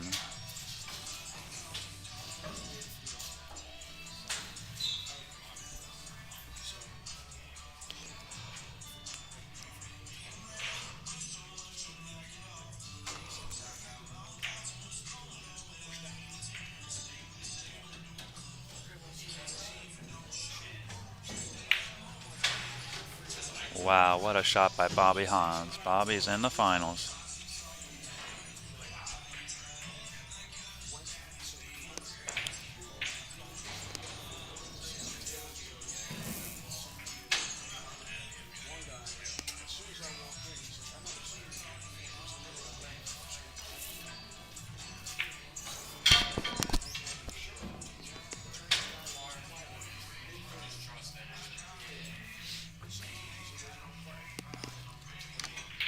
Nice shot.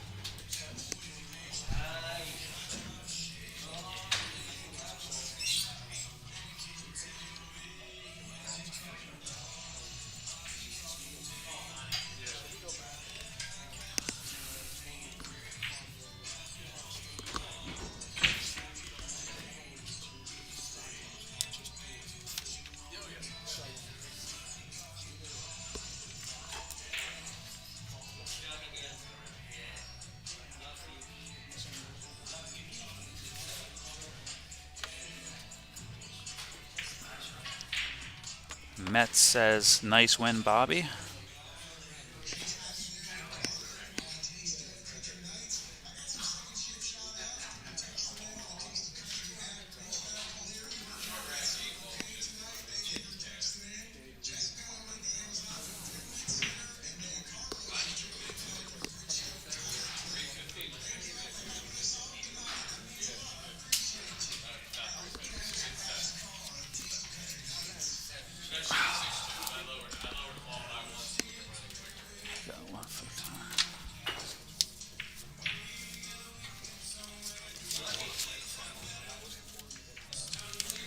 It'll be on the looser one.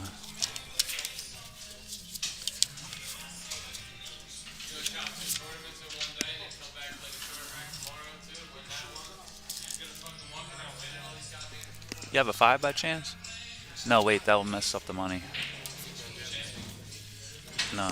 Maybe I actually might have one. Yeah, that'll work again.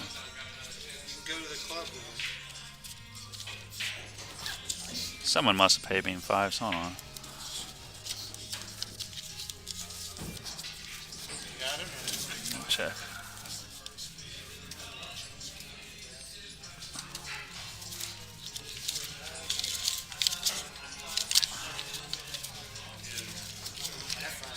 You do have 5? Okay, that'll work. Alright. So you 20, 40, 60, 80, 100, 20, 40, 60, 80, 120, and you owe me 5 back. 115 was the win. Alright.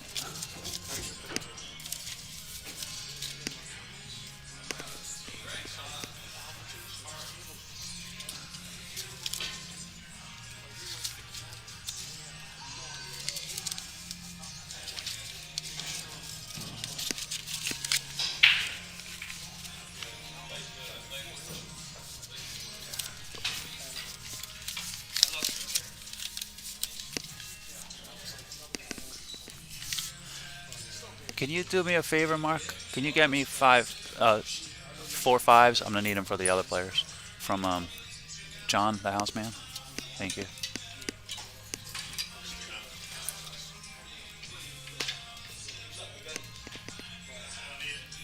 King Chopper over here. You and Dom Dom could have chopped the non-tournament back. Dom Dom let you down. That's what I gotta do. You guys playing? No? Alright. Gotta work in the morning. Me too.